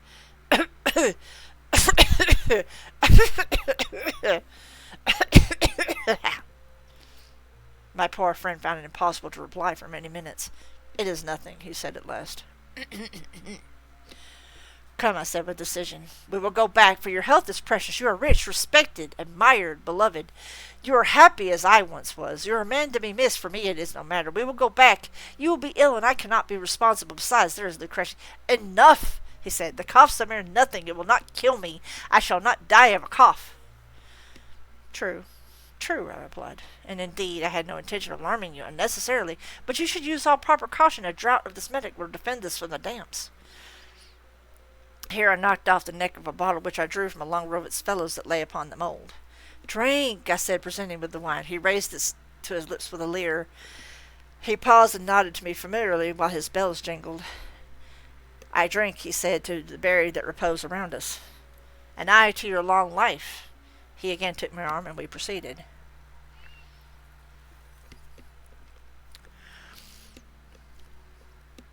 "These vaults," he said, "are extensive." "The Montresors," I replied, "were a great numerous family. I forget your arms. A huge human foot door, and in a field of azure the foot crushes a serpent rampant on whose fangs are embedded in its heel." "And the motto?" "Nemo me impune licet." Now, for those of you that don't speak Latin, like I do, to a certain extent, that means no one provokes me with impunity, or no one attacks me with impunity. Good, he said. Pretty good motto, actually. The wine sparkled in his eyes and the bells jingled. My own fancy grew warm with the Medoc, who had passed through the walls of piled skeletons with casks and puncheons intermingling. Into the innermost recesses of the catacombs I paused again, and this time I made bold to seize Fortunato by an arm above the elbow. "The nitre!" he said. I said, "See, it increases. It hangs like moss upon the vaults. We are below the river's bed. The drops of moisture trickle among the bones. Come, we will go back ere it's too late. Your cough—" "It is nothing," he said. "Let us go on. But first, another draught of the Medoc." I broke and reached him a flagon of the grave. He emptied it at a breath. Trying to make that loud. His eyes flashed with a fierce light. He laughed and threw the bottle upwards with a gesticulation I did not understand. Fuck you. I looked at him in surprise. He repeated the movement, a grotesque one. "You do not comprehend," he said. "Not I," I replied. "Then you're not of the Brotherhood." "How?" "You're not of the Masons." "Yes, yes," I said. "Yes. You, impossible, a Mason?" "A Mason," I replied. "A sign," he said. "A sign."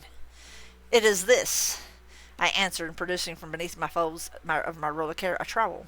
"You jest," he exclaimed, recoiling a few paces. "But let us proceed to the Amatillo."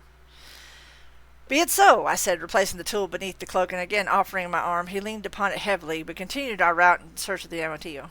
We passed through a range of low arches, descended, passed on, and descending again, arrived at a deep crypt in which the foulness of the air caused our flambeau to grow rather to glow than flame. Which means there's a lack of oxygen down there, by the way, for anybody who doesn't know.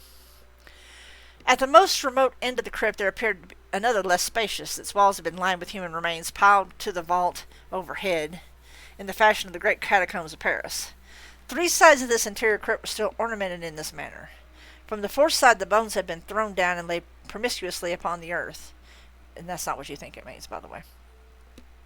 Forming at one point a mound of some size, within the wall thus exposed by the displacing of the bones, we perceived a still interior crypt or recess in depth of about 4 feet, and width 3, and height 6 or 7. So about the size of a human being. Ironic. It seemed to have been constructed for no special use within itself, but formed merely the interval between 2 of the colossal supports of the roof of the catacombs, and was backed by one of their circumscribing walls of solid granite. It was in vain that Fortunato, lifting his dull torch, endeavored to pry into the depths of the recess. Its termination the feeble light did not enable us to see. "Proceed," I said. "Here it is the Amatillo. As for Lucrece—" "He's an ignoramus," interrupted my friend as he stepped unsteadily forward, while I followed immediately at his heels. In niche, and finding an instant he had reached the extremity of the niche, and finding his progress arrested by the rock, stood stupidly bewildered. A moment more, and I had fettered him to the granite. In its surface there were 2 iron staples, distant from each other about 2 feet horizontally. From one of these depended a short chain, from other a padlock. Throwing the links about his waist, it was but the work of a few seconds to secure it. He was much too astounded to resist. Withdrawing the key, I stepped back from the recess. "Pass your hand," I said, "over the wall. You cannot help feeling the nitre. Indeed, it is very damp. Once more, let me implore you to return. No? Then I must positively leave you, for first I must render you all the little attentions in my power." I'm actually going to look that up. It is a... Nitre it's in nitrate. It's basically a mineral form of potassium nitrate. Basically, for those of you that don't know what that is. And it's explosive. "The Amatillo!" ejaculated my friend, yet it recovered from his astonishment. "True," I replied, "the Amatillo." As I said these words, I busied myself among the piles of bones of which I have spoken. Throwing them aside, I soon uncovered a quantity of building stone and mortar. With these materials and with the aid of my trowel, I began vigorously to wall up the entrance to the niche. I had scarcely laid the first tier of the masonry when I discovered that intoxication of Fortunato had in great measure worn off. The earliest indication I had of this was a low moaning cry from the depths of the recess. It was not the cry of a drunken man. There was then a long and obstinate silence. I laid the 2nd tier, and the 3rd, and the 4th, and then I heard the fierce vibrations of the chain. The noise lasted for several minutes, during which, that I might hearken to it with the more satisfaction, I ceased my labors and sat down among the bones. When at last the clanking subsided, I resumed the trowel, and finished without interruption the fifth and sixth and seventh tier. The wall was now nearly upon a level with my breast. I again paused, and holding the flambeau of the masonwork, threw a few feeble rays upon the figure within. A succession of loud and shrill screams bursting suddenly from the throat of the chained form seemed to thrust me violently back. For a brief moment I hesitated. I trembled. Unsheathing my rapier, I began to grope with it about the recess, but the thought of an instant reassured me. I placed my hand upon the solid fabric of the catacombs and felt satisfied. I reapproached the wall. I replied to the yells of him who clamored. I re-echoed. I aided. I surpassed them in volume and in strength, and I did this, and the clamor grew still. It was now midnight, and my task was drawing to a close. I had completed the 8th, the 9th, and 10th tier. I had finished a portion of the last and the 11th.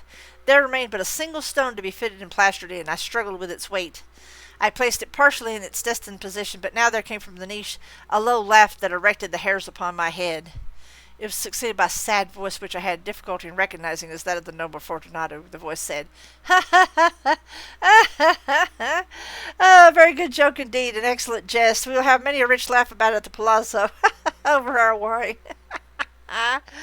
"The Amantea?" I said. yeah, the Amantea. But is it not getting late? Will they not be awaiting us at the palazzo, the Lady Fortunato and the rest? Let us be gone. "Yes," I said, "let us be gone." "For the love of God, Montresor." "Yes," I said, "for the love of God." But to these words I hearkened in vain for a reply. I grew impatient. I called aloud, "Fortunato." No answer. I called again, "Fortunato." No answer still. I thrust the torch through the remaining aperture and let it fall within. There came forth in return only a jingling of the bells. My heart grew sick. It was the dampness of the catacombs that had made it so. I hastened to make an end of my labor. I forced the last stone into its position. I plastered it up. Against the new masonry I re-erected the old rampart of bones. For the half a century no mortal has disturbed them. In pace requiescat. And the end. That means he or she rest in peace. Yes, I have read 2 stories of basically murder, which I thought was kind of appropriate given the fact I'm going to do Crime Scene Cleaner in a bit. um, I was like, it's rude to speak of murder today. I was trying to do a little bit of drinking ASMR to go with the whole wine consumption thing. I suck at it, so I apologize. uh, and here our next bit is, it's a very poignant tale. Let me pull that up and let that happen. Let's see here. And our next story is one that's very popular. It has been portrayed in multiple movies.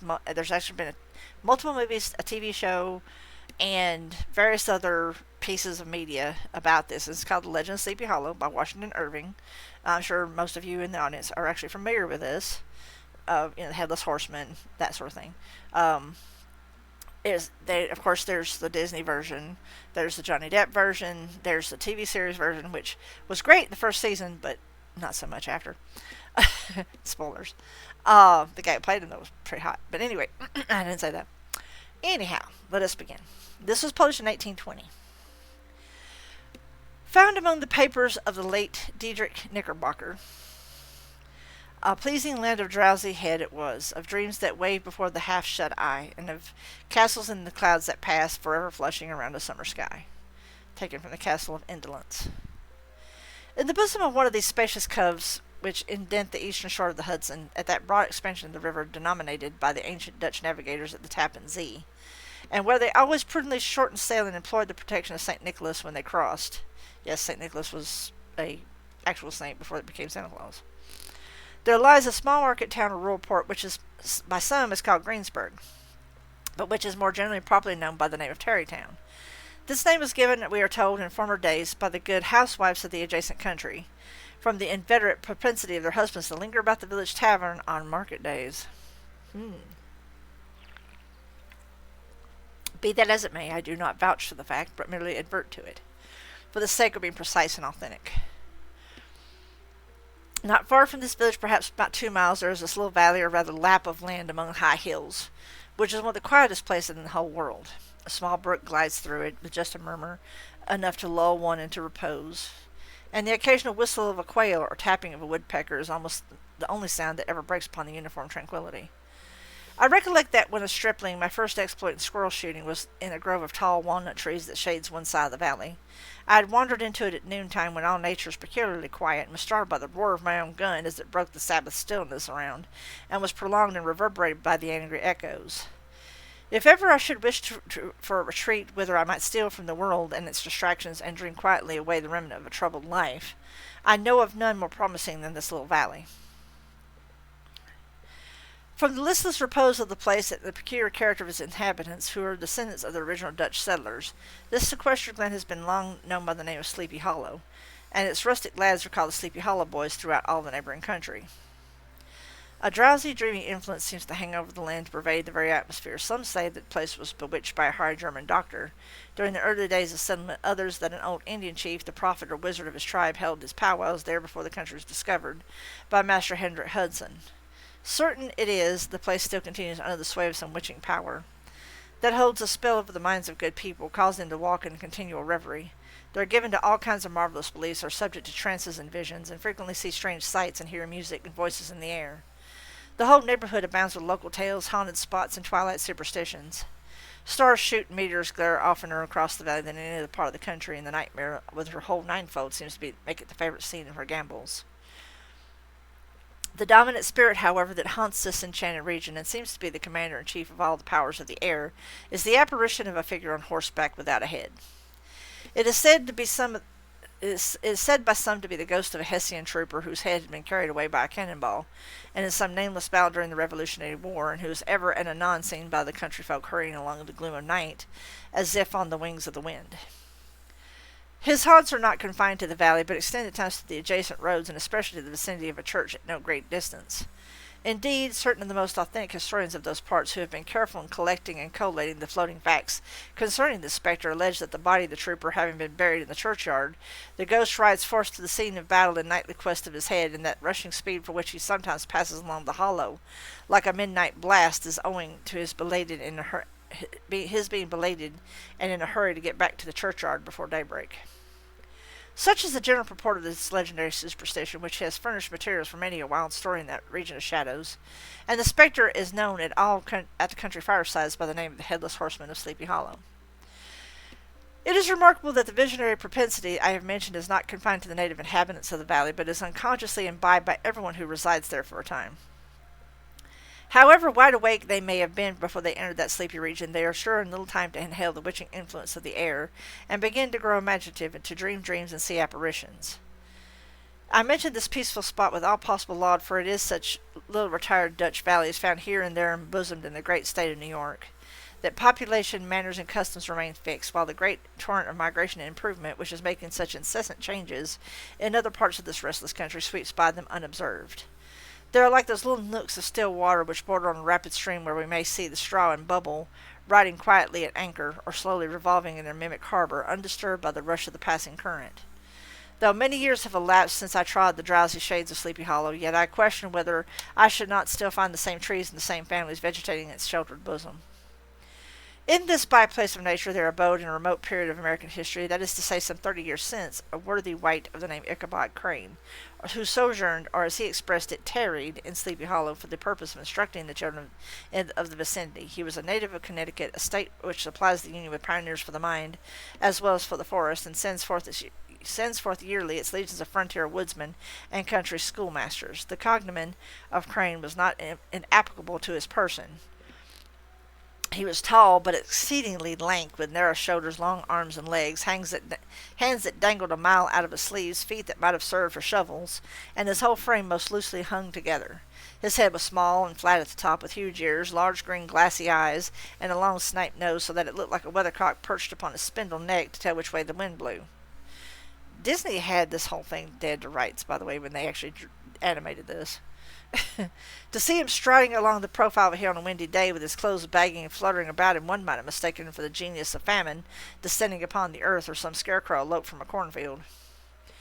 His schoolhouse was a low building of one large room, rudely constructed of logs, the windows partially glazed, and partly patched with leaves of old copybooks. It was most ingeniously secured at bacon hours with a twisting by a withe twisted in the handle of the door and stakes set against the window shutters, so that though a thief might get in with perfect ease, he would find some embarrassment in getting out. An idea most probably borrowed from the architect Jos van Houten from the mystery of an ill pot.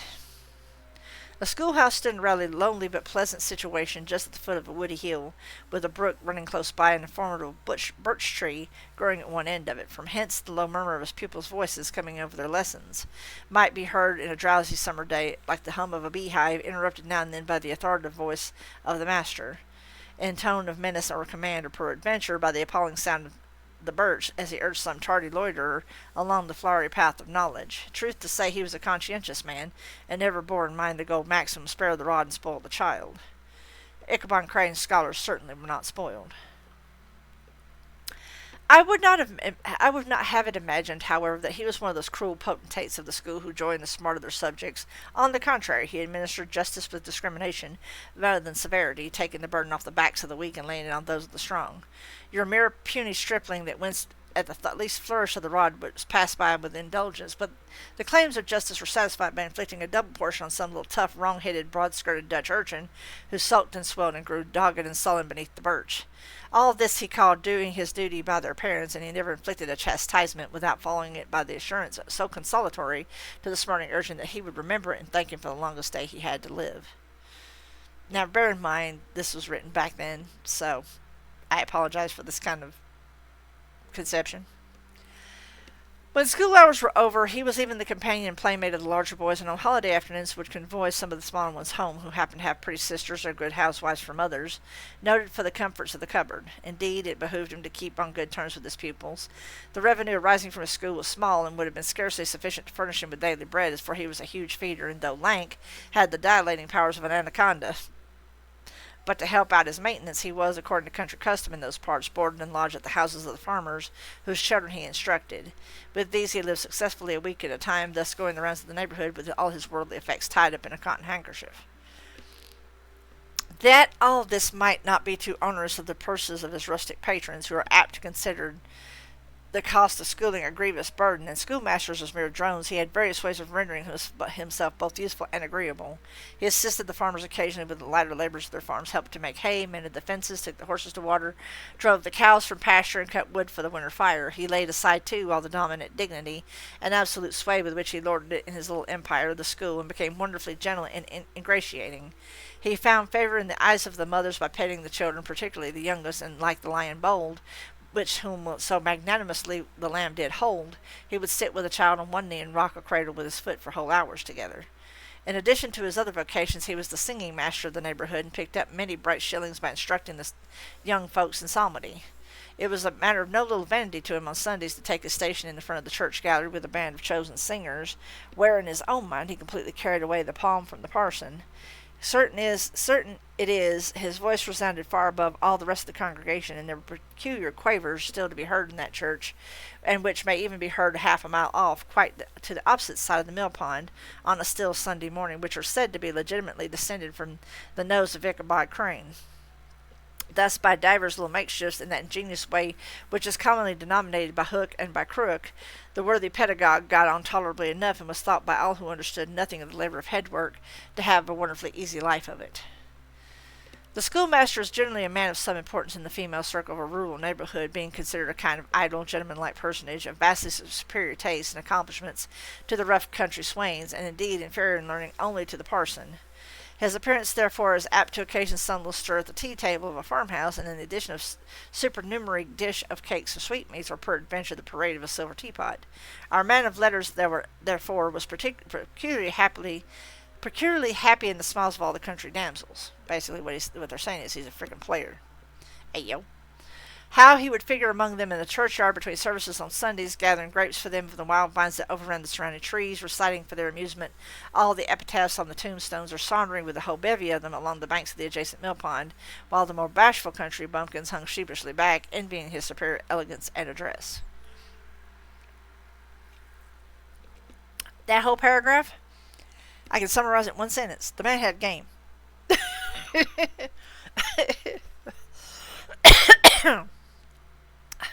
Or supposedly. Which just goes to show you, if you're a nerd, women do love you. Just saying. Women like nerds. I'm sorry.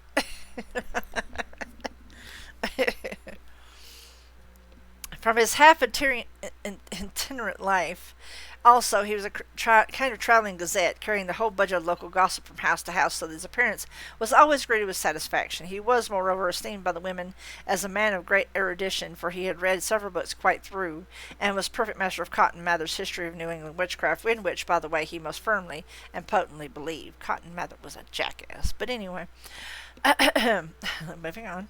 I'm not putting my personal feelings into that. He was, in fact, an odd mixture of small shrewdness and simple credulity. His appetite for the marvelous and his powers of digesting it were equally extraordinary, and both had been increased by his residence in this spellbound region. No tale was too gross or monstrous for his capacious swallow. It was often his delight, after school was dismissed in the afternoon, to stretch himself on the rich bed of clover, bordering the little brook that whimpered by his schoolhouse, and there con over old Mather's direful tales until the gathering dusk of evening made the printed page a mere mist before his eyes. Then, as he wended his way by swamp and stream and awful woodland to the farmhouse where he happened to be quartered, every sound of nature at that witching hour fluttered his excited imagination. The moan of the whippoorwill from the hillside, the bowing cry of the tree-toad, that harbinger of storm, the dreary hooting of the screech-owl, to the sudden rustling in the thicket of birds frightened from their roosts. The fireflies, too, which sparkled most vividly in the darkest places, now and then startled him, as one of the uncommon brightness would stream across his path, and if, by chance, a huge blockhead of a beetle came winging its blundering flight against him, the poor varlet was ready to give up the ghost, with the idea that he was struck with a witch's token. Come on, dude. Seriously. His only resource on such occasions was either to drown thought or drive away evil spirits was to sing psalm tunes, and the good people of Sleepy Hollow, as they sat by the doors of an evening, were often filled with awe at hearing his nasal melody, in linked sweetness long drawn out, floating from the distant hill along the dusky road. Another of his sources of fearful pleasure was to pass long winter evenings with the old Dutch wives, as they sat spinning by the fire with a row of apples roasting and spluttering along the hearth, and listened to their marvelous tales of ghosts and goblins, and haunted fields, and haunted brooks, and haunted bridges, and haunted houses, and particularly that of the Headless Horseman, or Galloping Hessian of the Hollow, as they sometimes called him. He would delight them equally by his anecdotes of witchcraft and of the direful omens and portentous sights and sounds in the air which prevailed in the earlier times of Connecticut, and would frighten them woefully with speculations upon comets and shooting stars, and with the alarming fact that the world did absolutely turn round, and that they were half the time topsy-turvy. Yes, there was flat earthers even back then. But if there was a pleasure in all this, while snugly cuddling in the chimney corner of the chamber that was all of a ruddy glow from the crackling wood fire, and where, of course, no spectre dared to show its face, it was clearly purchased by the terrors of his subsequent walk homewards. What fearful shapes and shadows beset his path amidst the dim and ghastly glare of a snowy night? With what wistful look did he eye every trembling ray of light, streaming across the waste fields of some distant window? How often was he appalled by some shrub covered with snow which, like a sheeted spectre, beset his very path? How often did he shrink with curdling awe at the sound of his own steps on the frosty crust beneath his feet, and dread to look over his shoulder, lest he should behold some uncouth being tramping close behind him? And how often was he thrown into complete dismay by some rushing blast howling among the trees, in the idea that it was the Galloping Hessian on one of his nightly scourings? All these were mere terrors of the night, phantoms of the mind that walk in darkness, and though he had seen many spectres in his time, had been more than once beset by Satan in diverse shapes. In his lonely perambulations, yet daylight put an end to all these evils, and he would have passed a pleasant life of it, in despite of the devil and all his works, if his path had not been crossed by a being that causes more perplexity to a mortal man than ghosts, goblins, and the whole races of witches put together, and that was a woman. Among the musical disciples who assembled one evening each week to receive his instructions in psalmody was Katrina Van Tassel, the daughter and only child of a substantial Dutch farmer. She was a booming lass of fresh 18, plump as a partridge, ripe and melting, and rosy-cheeked as one of her father's peaches, and universally famed not merely for her beauty but her vast expectations. She was withal a little of a coquette, as might be perceived in her dress, which was a mixture of ancient and modern fashions, as most suited the set of her charms. She wore the ornaments of pure yellow gold which her great-great-grandmother had brought over from Saardam, the tempting stomacher of the olden time, and withal a provokingly short petticoat to display the prettiest foot and ankle in the country road. Ichabod Crane had a soft and foolish heart towards the sex, and it was not to be wondered that so tempting a morsel soon found favor in his eyes, more especially after he visited her in her paternal mansion. Old Baltus Van Tassel was a perfect picture of a thriving, contented, liberal-hearted farmer. He seldom, it is true, sent either his eyes or his thoughts beyond the boundaries of his own farm, but within those everything was a snug, happy, and well-conditioned. He was satisfied with his wealth, but not proud of it, and piqued himself upon the hearty abundance, rather than the style in which he lived. His stronghold was situated on the banks of the Hudson, in one of those green, sheltered, fertile nooks in which the Dutch farmers were so fond of nestling. A great elm tree spread its broad branches over it. At the foot of the bubbled a spring of the softest and sweetest water, in a well formed of a barrel, and then stole sparkling away through the grass to a neighboring brook that babbled along among alders and dwarf willows. Hard by the farmhouse was a vast barn that might have served for a church. Every window and every crevice seemed to be bursting forth with the treasures of the farm. The flail was busy resounding within it from the morning to night. Swallows and martins skimmed twittering about the eaves. A row of pigeons, some with one eye turned up as if watching the weather, some with their heads under their wings or buried under their bosoms, and others swelling and cooing and bowing about their dames, were enjoying the sunshine on the roof. Sleek, unwieldy porkers were grinning in repose and abundance in their pens, from whence sailed forth now and then troops of sucking pigs, as if to snuff the air. A stately squadron of snowy geese were riding in an adjoining pond, convoying whole fleets of ducks. Regiments of turkeys were gobbling through the farmyard, and guinea fowls were fretting about it like ill-tempered housewives with their peevish, discontented cry.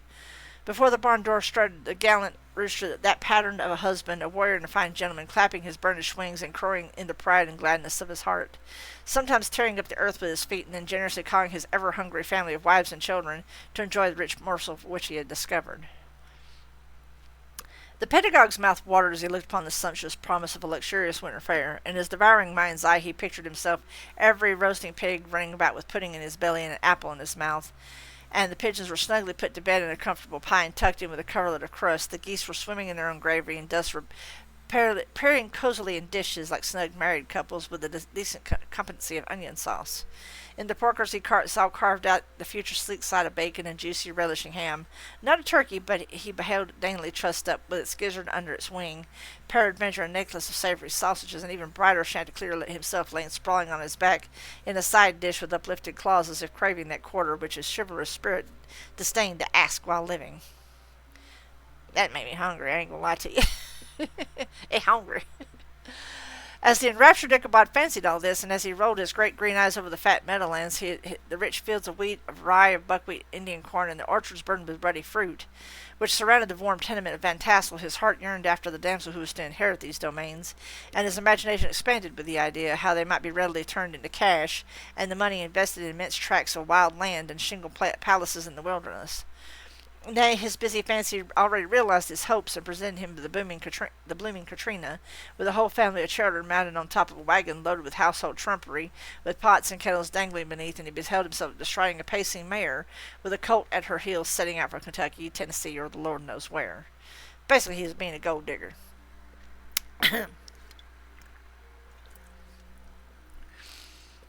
When he entered the house, the conquest of his heart was complete. It was one of those spacious farmhouses with high-ridged but lowly sloping roofs, built in the style handed down from the first Dutch settlers, the low projecting eaves forming piazza around the front, capable of being closed up in bad weather. Under this were hung flails, harness, and various utensils of husbandry, and nets for fishing in the neighboring river. Benches were built along the sides for summer use, and a great spinning wheel at one end and a churn at the other showed the various uses to which this important porch might be devoted. From this piazza, the wondering Ichabod entered the hall which formed the center of the mansion and stood in the usual place of usual residence. Here rows of resplendent pewter, ranged on a long dresser, dazzled his eyes. In one corner stood a huge bag of wool ready to be spun, and another quantity of linsey woolsey just from the loom. Ears of Indian corn and strings of dried apples and peaches hung in festoons along the walls, and mingled with the gout of red peppers, and a door left ajar gave him a peep into the best parlor, where the claw-footed chairs and dark mahogany tables shone like mirrors andirons, and with their accompanying shovel and tongs glistened from their cover of asparagus tops. Mock oranges and conch shells decorated the mantelpiece. Strings of various colored birds' eggs were suspended above it. A great ostrich egg was hung from the center of the room, and a corner cupboard, knowing left open, displayed immense treasures of old silver and well-mended china. Like I said, painting a picture. From the moment Ichabod laid his eyes upon these regions of delight, the peace of his mind was at an end, and his only study was how to gain the affection of the peerless daughter of Van Tassel. When they say peerless, that means she is an only child. Gee, I wonder how I can relate to that. In this enterprise, however, he had more real difficulties than generally fell to the lot of the knight errant of yore, who seldom had anything but giants, enchanters, fiery dragons, and such like easily conquered adversaries to contend with, and had to make his way merely through the gates of iron and brass, and walls of adamant to the castle keep where the lady of his heart was confined, all of which he achieved as easily as a man would carve his way into the centre of a Christmas pie, and then the lady gave him her hand as a matter of course. Ichabod, on the contrary, had to win his way to the heart of a country coquette, beset with a labyrinth of whims and caprices, which were forever presenting new difficulties and impediments, and he had to encounter a host of fearful adversaries of real flesh and blood, the numerous rustic admirers who beset every portal to her heart, keeping a watchful and angry eye upon each other, but ready to fly out in a common cause against any new competitor. Among these, the most formidable was a burly, roaring, roistering blade of the name of Abraham, or according to the Dutch abbreviation, Brom van Brunt, the hero of the country around with which rang his feats of strength and hardihood. Sounds like freaking Gaston. Ugh. Sorry. Suddenly ick time. He was broad-shouldered and double-jointed. Why was that a thing? Anyway, with short, curly black hair and a bluff but not unpleasant countenance, having mingled an air of fun and arrogance from his Herculean frame and great powers of limb, he had received the name Brom Bones, by which he was universally known. He was famed for great knowledge and skill in horsemanship, being dexterous on horseback as a Tartar. He was foremost at all his races and fights, and with the ascendancy of which bodily strength always acquires in rustic life, was the umpire in all disputes, setting his hat on one side and giving his decisions with an air and tone that admitted no gainsay or appeal. He was ready for either fight or frolic, but had more mischief than ill will in his composition, and with all his overbearing roughness, there was a strong dash of waggish good humour at bottom. He had 3 or 4 boon companions who regarded him as their model, and at the head of whom he scoured the country, attending every scene of feud or merriment for miles around. In cold weather he was distinguished by a fur cap surmounting with a flaunting fox's tail. And when the folks at a country gathering descried this well-known crest at a distance, whisking about among a squad of hard riders, they always stood by for a squall.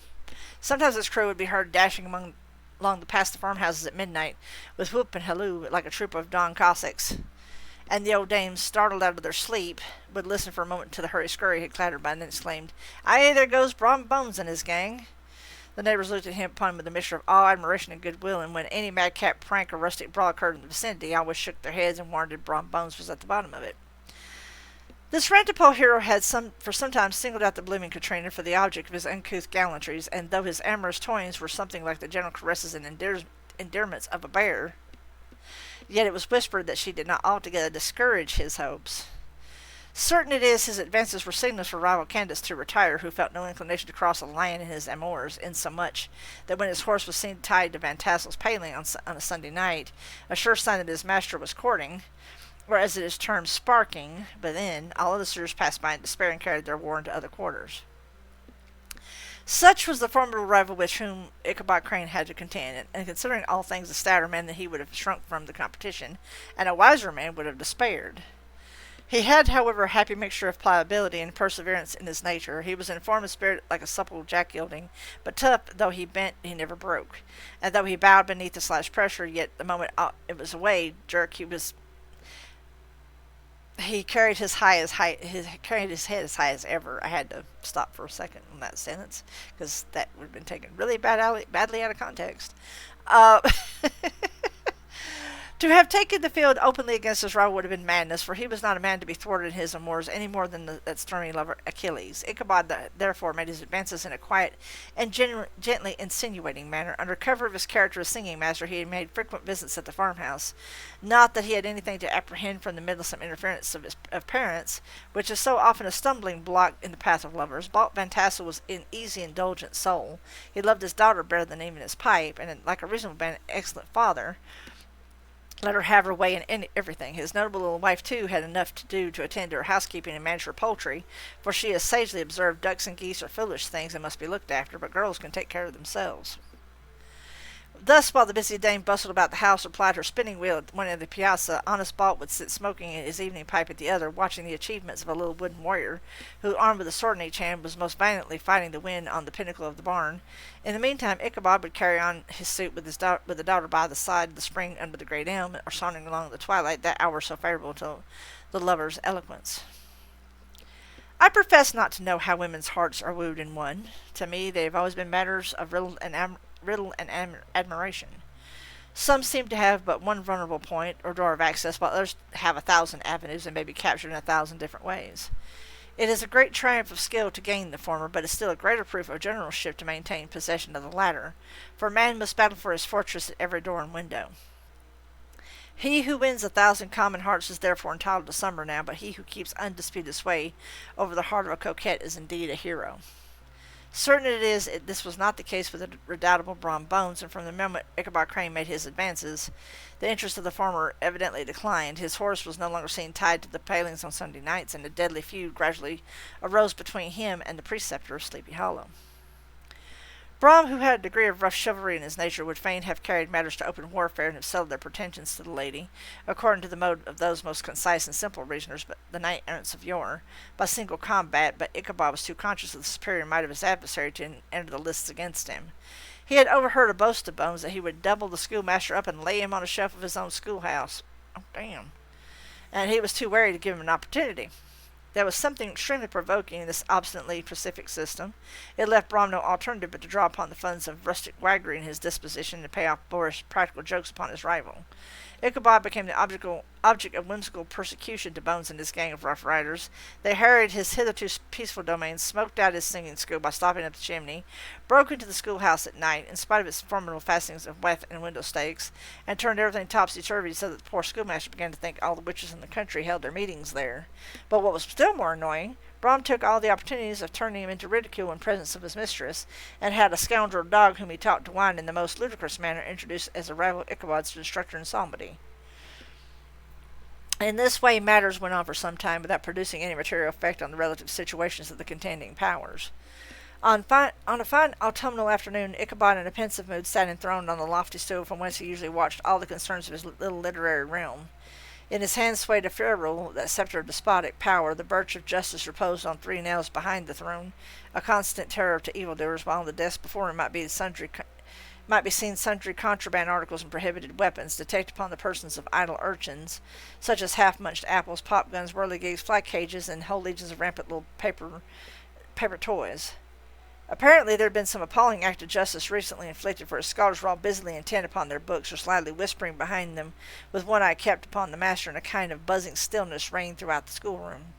It was suddenly interrupted by the appearance of someone in a tow-cloth jacket and trousers, a round-crowned fragment of a hat like the cap of Mercury embedded on the back of a ragged, wild, half-broken coat, which he managed to rope by way of halter. He came clattering up to the school door with an invitation to Ichabod to attend a merry-making or quilting frolic to be held that evening at Minor Van Tassel's, and having delivered his message with that air of importance and fine language with which they are apt to display on petty embassies of the kind, he dashed over the brook and was seen scampering away up the hollow, full of importance and hurry on his mission. There's some words I had to omit because of, well, anyway. If you actually sit down and read it, you'll understand. All was now bustle and hubbub in the late quiet schoolroom. The scholars were hurrying through their lessons without stopping at trifles. Those who were nimble skipped over half with impunity, and those who were tardy had a smart application now and then in the rear to quicken their speed or help them over a tall word. Books were flung aside without being put away on the shelves. Inkstands were overturned. Benches were thrown down. The whole school was turned loose an hour before the usual time, bursting forth like a legion of young imps, yelping and racketing about the green in joy of their early emancipation. The gallant Ichabod now spent at least half an hour in his toilet, brushing and furbishing up his best and indeed only suit of rusty black, and arranging his locks by a bit of broken glass that hung up at the schoolhouse.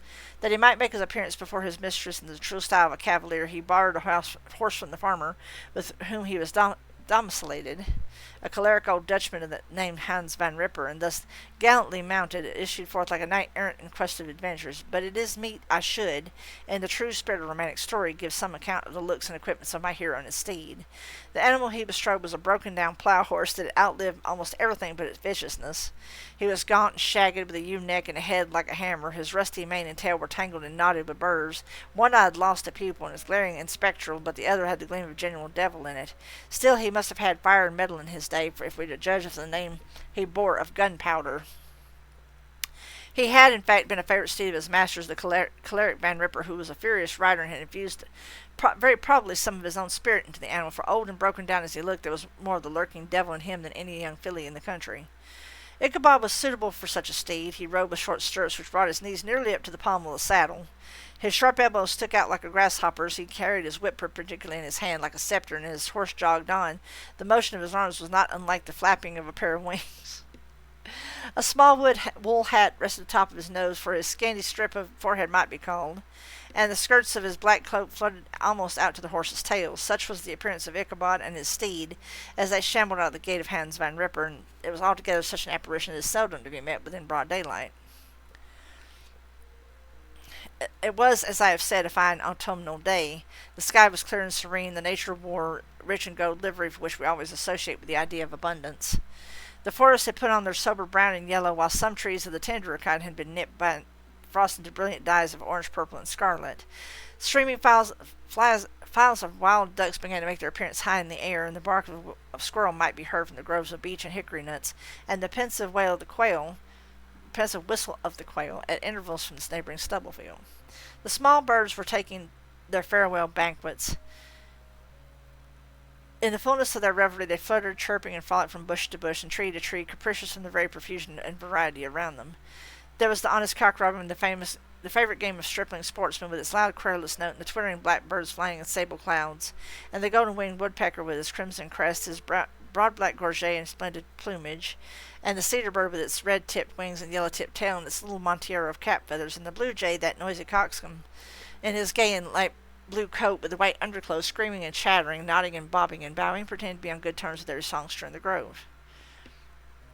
As Ichabod jogged slowly on his way, his eye ever open to every symptom of culinary abundance, ranged with delight over the treasures of the jolly autumn. On all sides he beheld a vast store of apples, some hanging in oppressive opulence on the trees, some gathered into baskets and barrels for the market, others heaped in rich piles for the cider press. Further on he beheld great fields of Indian corn with its golden ears peeping from their leafy coverts, and holding out the promise of cakes and hasty pudding, and yellow pumpkins lying beneath them, turning up their fair round bellies to the sun, and giving ample prospect to the most luxurious of pies. And anon he passed the fragrant buckwheat fields, breathing the odour of the beehive, and as he beheld them, soft anticipation stole over his mind of dainty slapjacks, as well as buttered and garnished with honey or treacle by the delicate dimple hands of Katrina Van Tassel. Thus feeding his mind with many sweet thoughts and sugared suppositions, he journeyed through the sides of a range of hills which look out upon some of the goodliest scenes of the mighty Hudson.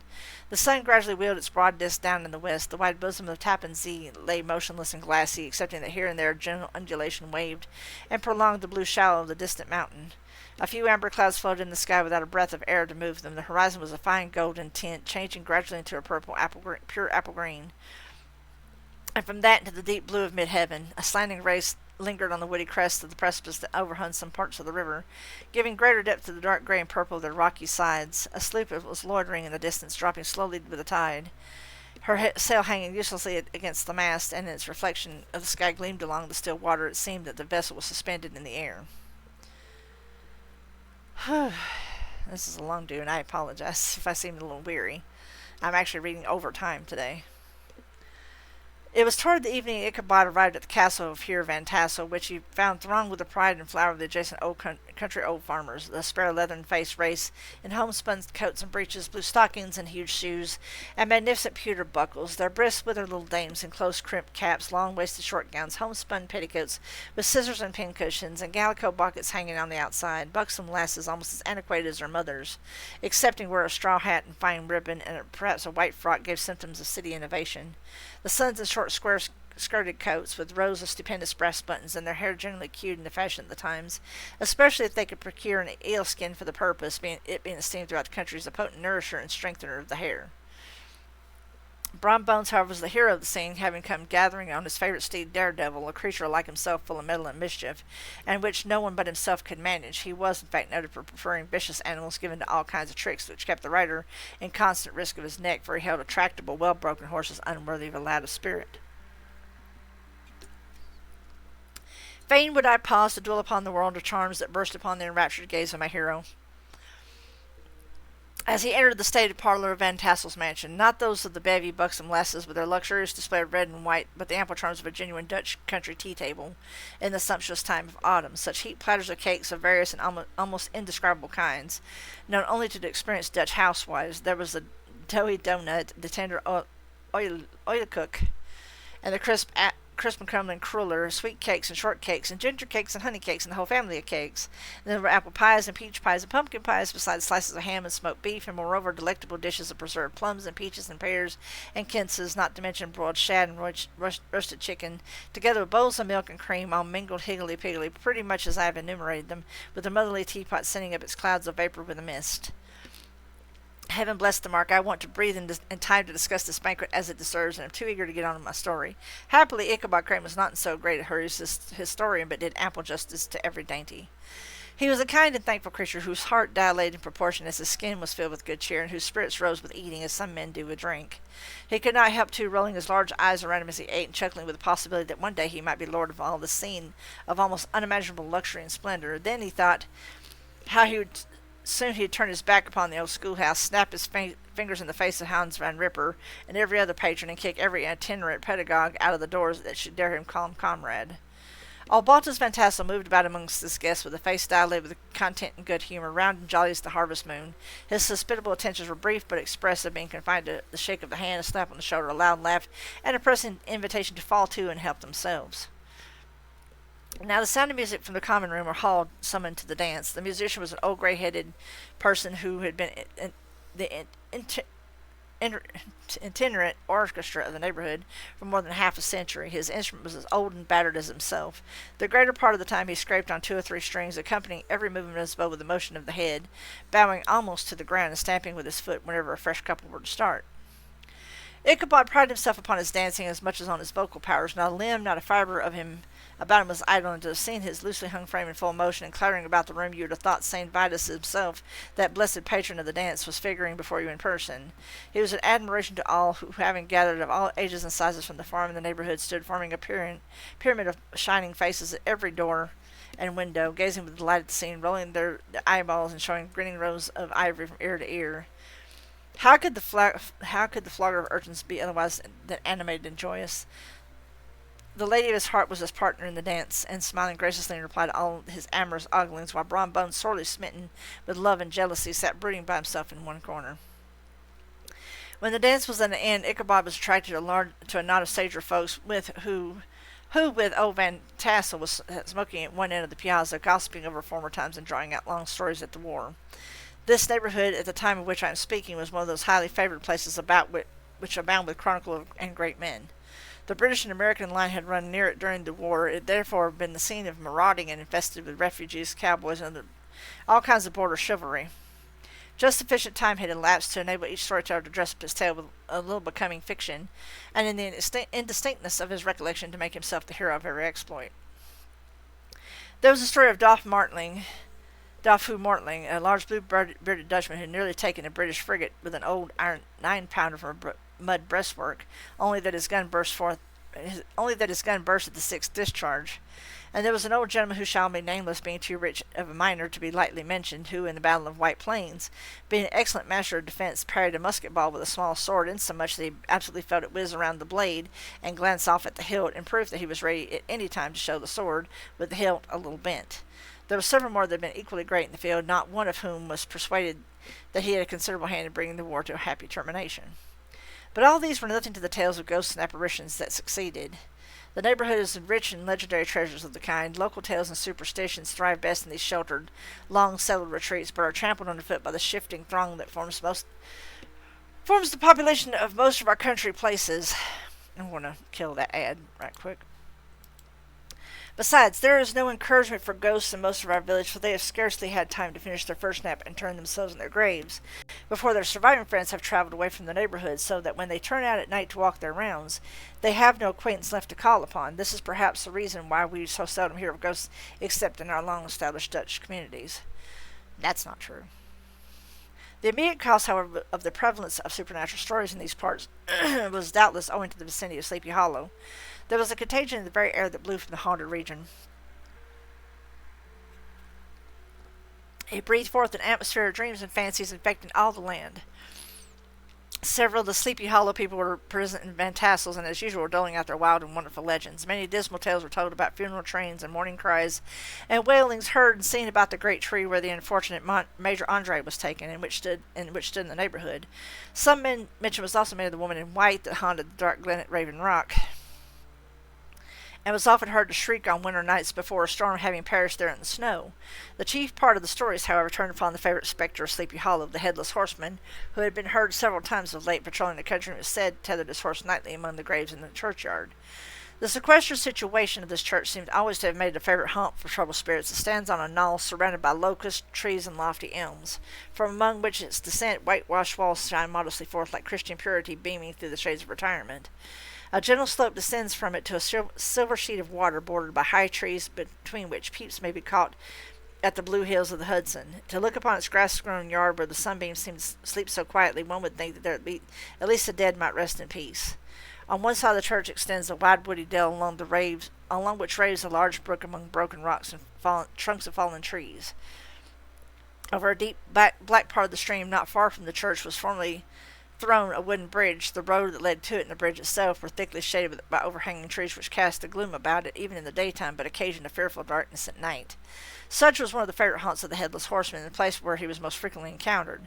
The tale was told of old Brower, a most heretical disbeliever in ghosts, how he met the horseman returning from his foray into Sleepy Hollow, and was obliged to get up behind him, and how they galloped over bush and brake, over hill and swamp, till they reached the bridge, when the horseman suddenly turned into a skeleton, threw old Brewer into the brook, and sprang away over the tree-tops with a clap of thunder. This story was immediately matched by a thrice marvelous adventure from Brom Bones, who made light of the galloping Hessian as an errant jockey. He affirmed that on returning one night from the neighboring village of Sing Sing, he had been overtaken by this midnight trooper, that he had offered to race him for a bowl of punch, and should have won it too, for Daredevil beat the goblin horse All Hollow. But just as they came to the church bridge, the Hessian bolted and vanished in a flare of fire. All these tales told in that drowsy undertone with which men talk in the dark, the countenances of the listeners only now and then receiving a casual gleam from the glare of pipe, sank deep in the mind of Ichabod. He repaid them in kind with large extracts from his invaluable author, Cotton Mather, and netted many marvelous events that had taken place in his native state of Connecticut, and fearful sights which he had seen in his nightly walks about Sleepy Hollow. The revel now gradually broke up. The old farmers gathered together in their families and wagons, and were heard from some time rattling along the hollow roads and over distant hills. Some of the damsels mounted on pillions behind their favorite swains, and their light-hearted laughter, mingling with the clatter of hoofs, echoed along the silent woodland, sounding fainter and fainter, until they gradually died away, and the late scene of noise and frolic was all silent and deserted. Ichabod only lingered behind, according to the custom of country lovers, to have a tete-a-tete with the heiress, fully convinced that he was now on the high road to success. What passed at this interview I will not pretend to say, for in fact I do not know. Something, however, I fear me must have gone wrong, for he certainly sallied forth after no great interval with an air quite desolate and chapfallen. Oh, these women, these women! Could that girl have been playing off any of her coquettish tricks? Was it her encouragement of the poor pedagogue all a mere sham to secure a conquest of his rival? Heaven only knows, not I. Let it suffice to say, Ichabod stole forth with the air of one who had been sacking a hen roost, rather than a fair lady's heart. Without looking to the right or left to notice the scene of rural wealth on which he had so often gloated, he went straight to the stable, and with several hearty cuffs and kicks roused his steed most uncourteously from the comfortable quarters in which he was soundly sleeping, dreaming of mountains of corn and oats and whole valleys of timothy and clover. Basically, he got friend-zoned. It was the very witching time of night that Ichabod, heavy-hearted and crestfallen, pursued his travels homewards along the sides of the lofty hills which rise above Tarrytown, and which he had traversed so cheerily in the afternoon. The hour was as dismal as himself. Far below him the Tappan Zee spread its dusky and indistinct waste of waters, with here and there the tall mast of a sloop riding quietly at anchor under the land. In the dead hush of midnight he could even hear the barking of the watchdog from the opposite shore of the Hudson, but it was so vague and faint as to only give the idea of his distance from his faithful companion, a man. Now and then, let me snooze this again. Now and then, too, a long-drawn crowing of a rooster accidentally awakened would sound far, far off from some farmhouse away among the hills, but it was like a dreaming sound in his ear. No signs of life occurred near him, but occasionally the melancholy chirp of a cricket, or perhaps the guttural twang of a bullfrog from a neighboring marsh, as if sleeping uncomfortably and turning suddenly in his bed. All the stories of ghosts and goblins that he had heard in the afternoon now came crowding upon his recollection.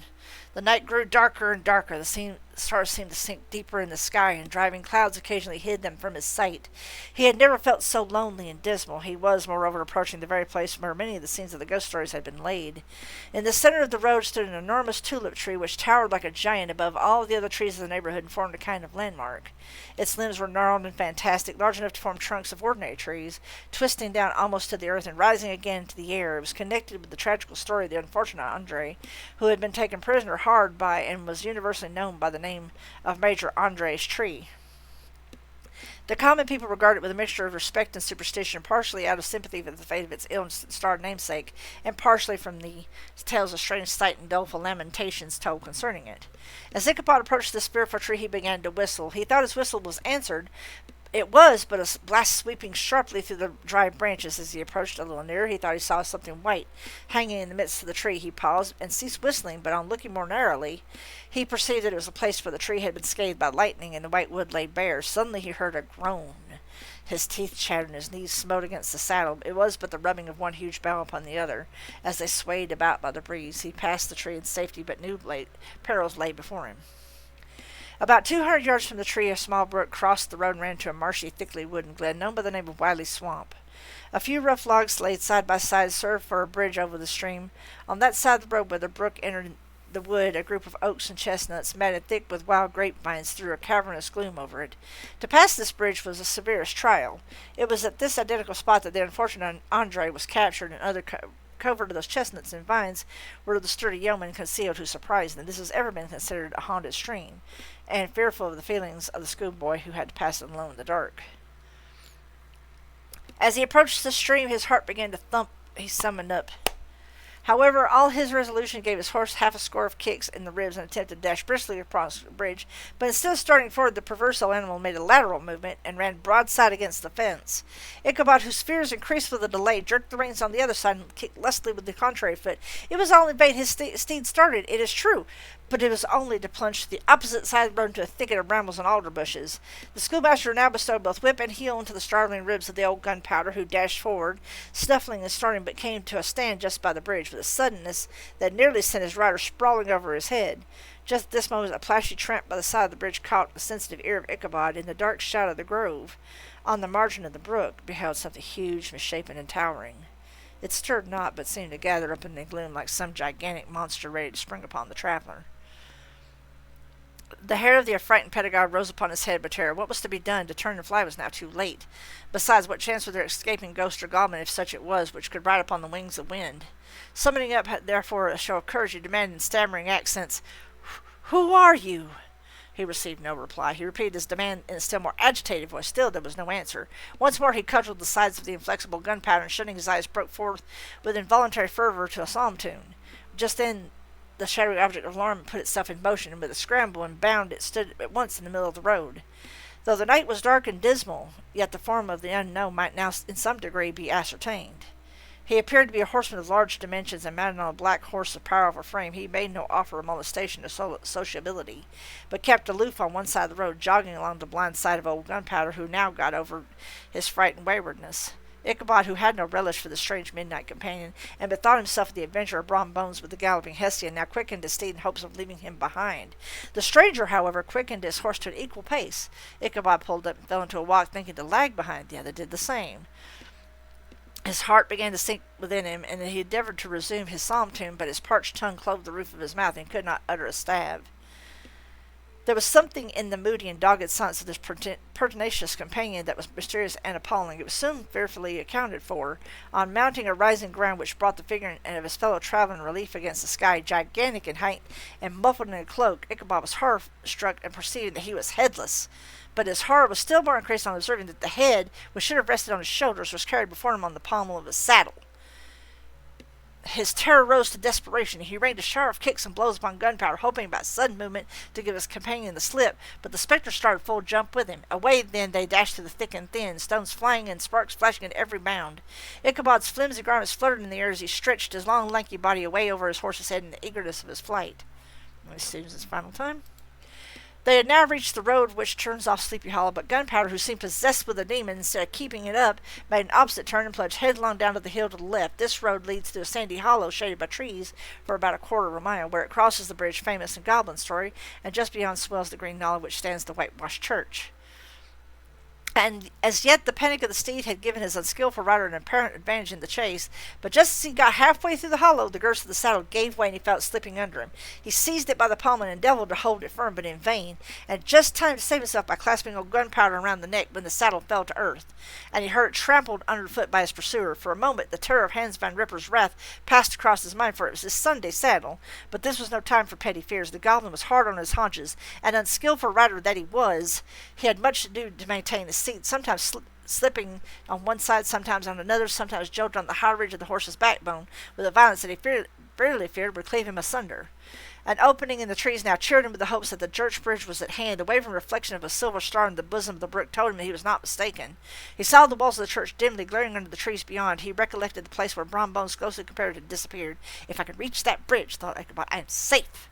Just then he heard the black steed panting and blowing close behind him. He even fancied that he felt his hot breath. Another convulsive kick in the ribs, and old Gunpowder sprang upon the bridge. He thundered over the resounding planks. He gained the opposite side. Now Ichabod cast a look behind to see if his pursuer would vanish according to the rule. In a flash of fire and brimstone, just then he saw the goblin rising in the stairs, and in the very act of hurling his head at him, Ichabod endeavored to dodge the horrible missile, but too late. And encountered his crane with a tremendous crash. He was tumbled headlong into the dust, and Gunpowder, the black steed, and the goblin rider passed by like a whirlwind. The next morning the old horse was found without his saddle, and with the bridle under his feet, soberly cropping the grass at his master's gate. Ichabod did not make his appearance at breakfast. Dinner hour came, but no Ichabod. The boys assembled at the schoolhouse and strolled idly about the banks of the brook, but no schoolmaster. Hans Van Ripper now began to feel some uneasiness about the fate of the poor Ichabod and his saddle. An inquiry was set on foot, and after diligent investigation they came upon his traces. In one part of the road leading to the church it was found the saddle trampled into the dirt. The tracks of the horse's hoofs deeply dented in the road, and evidently at furious speed were traced to the bridge, beyond which, on the bank of a broad part of the brook, where the water ran deep and black, found the head of the unfortunate Ichabod, and close beside it a shattered pumpkin. The brook was searched, but the body of the schoolmaster was not to be discovered. Hans Van Ripper was executor of the estate, examined the bundle which contained all his worldly effects. They consisted of 2 shirts and a half shirt, 2 stocks for the neck, a pair of 2 worsted stockings, an old pair of corduroy small clothes, a rusty razor, a book of psalm tunes full of dog ears, and a broken pitch pipe. As to the books and furniture of the schoolhouse, they belonged to the community, except in Cotton Mather's History of Witchcraft and New England Almanac, and books of dreams and fortune-telling, in which last was sheeted foolscap, with much scribbled and blotted, and several fruitless attempts to make copy of verses in honor of the heiress Van Tassel. These magic books of the poetic scrawl were forthwith consigned to the flames by Hans Van Ripper, who, from that time forward, determined to send his children no more to school, observing that he never knew any good to come of this same reading and writing. Whatever money the schoolmaster possessed and had received his quarter's pay about a day or 2 before, he must have had about his person at the time of his disappearance.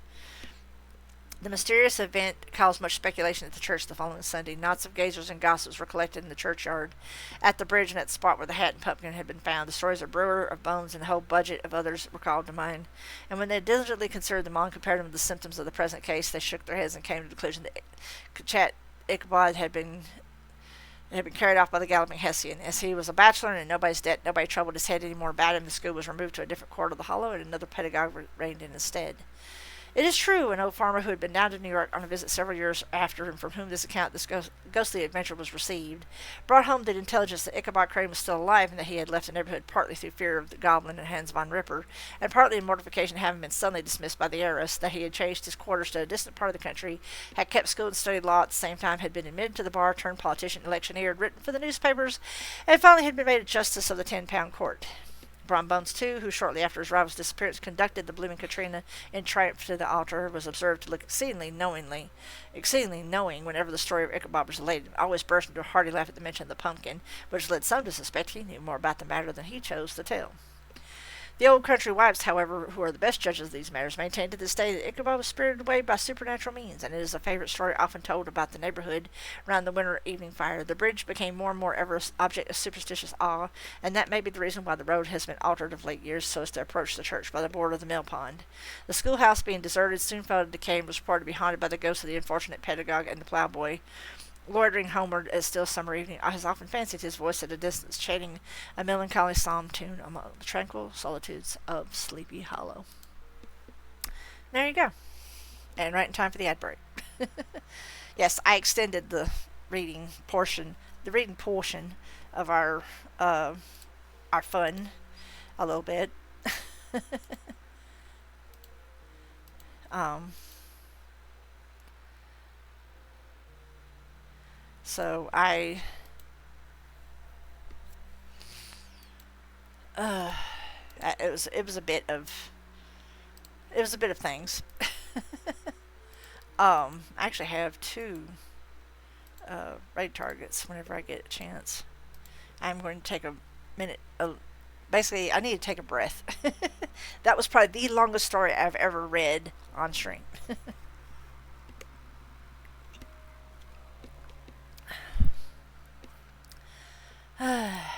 Mm, long new.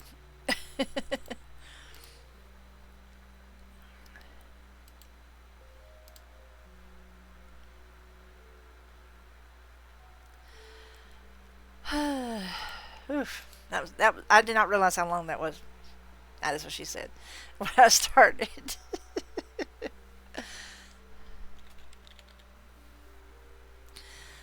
uh,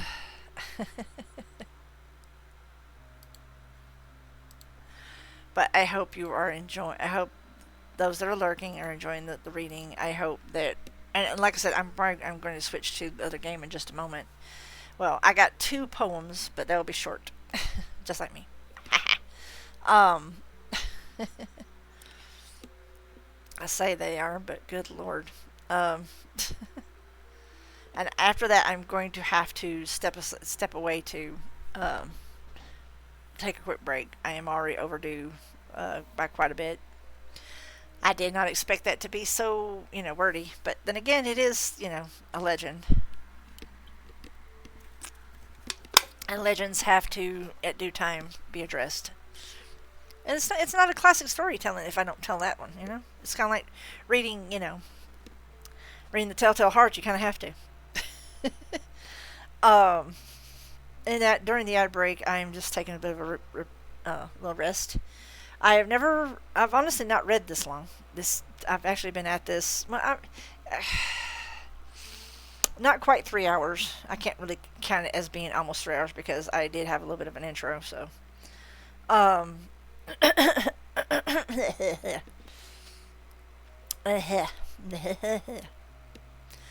yes, that was rough.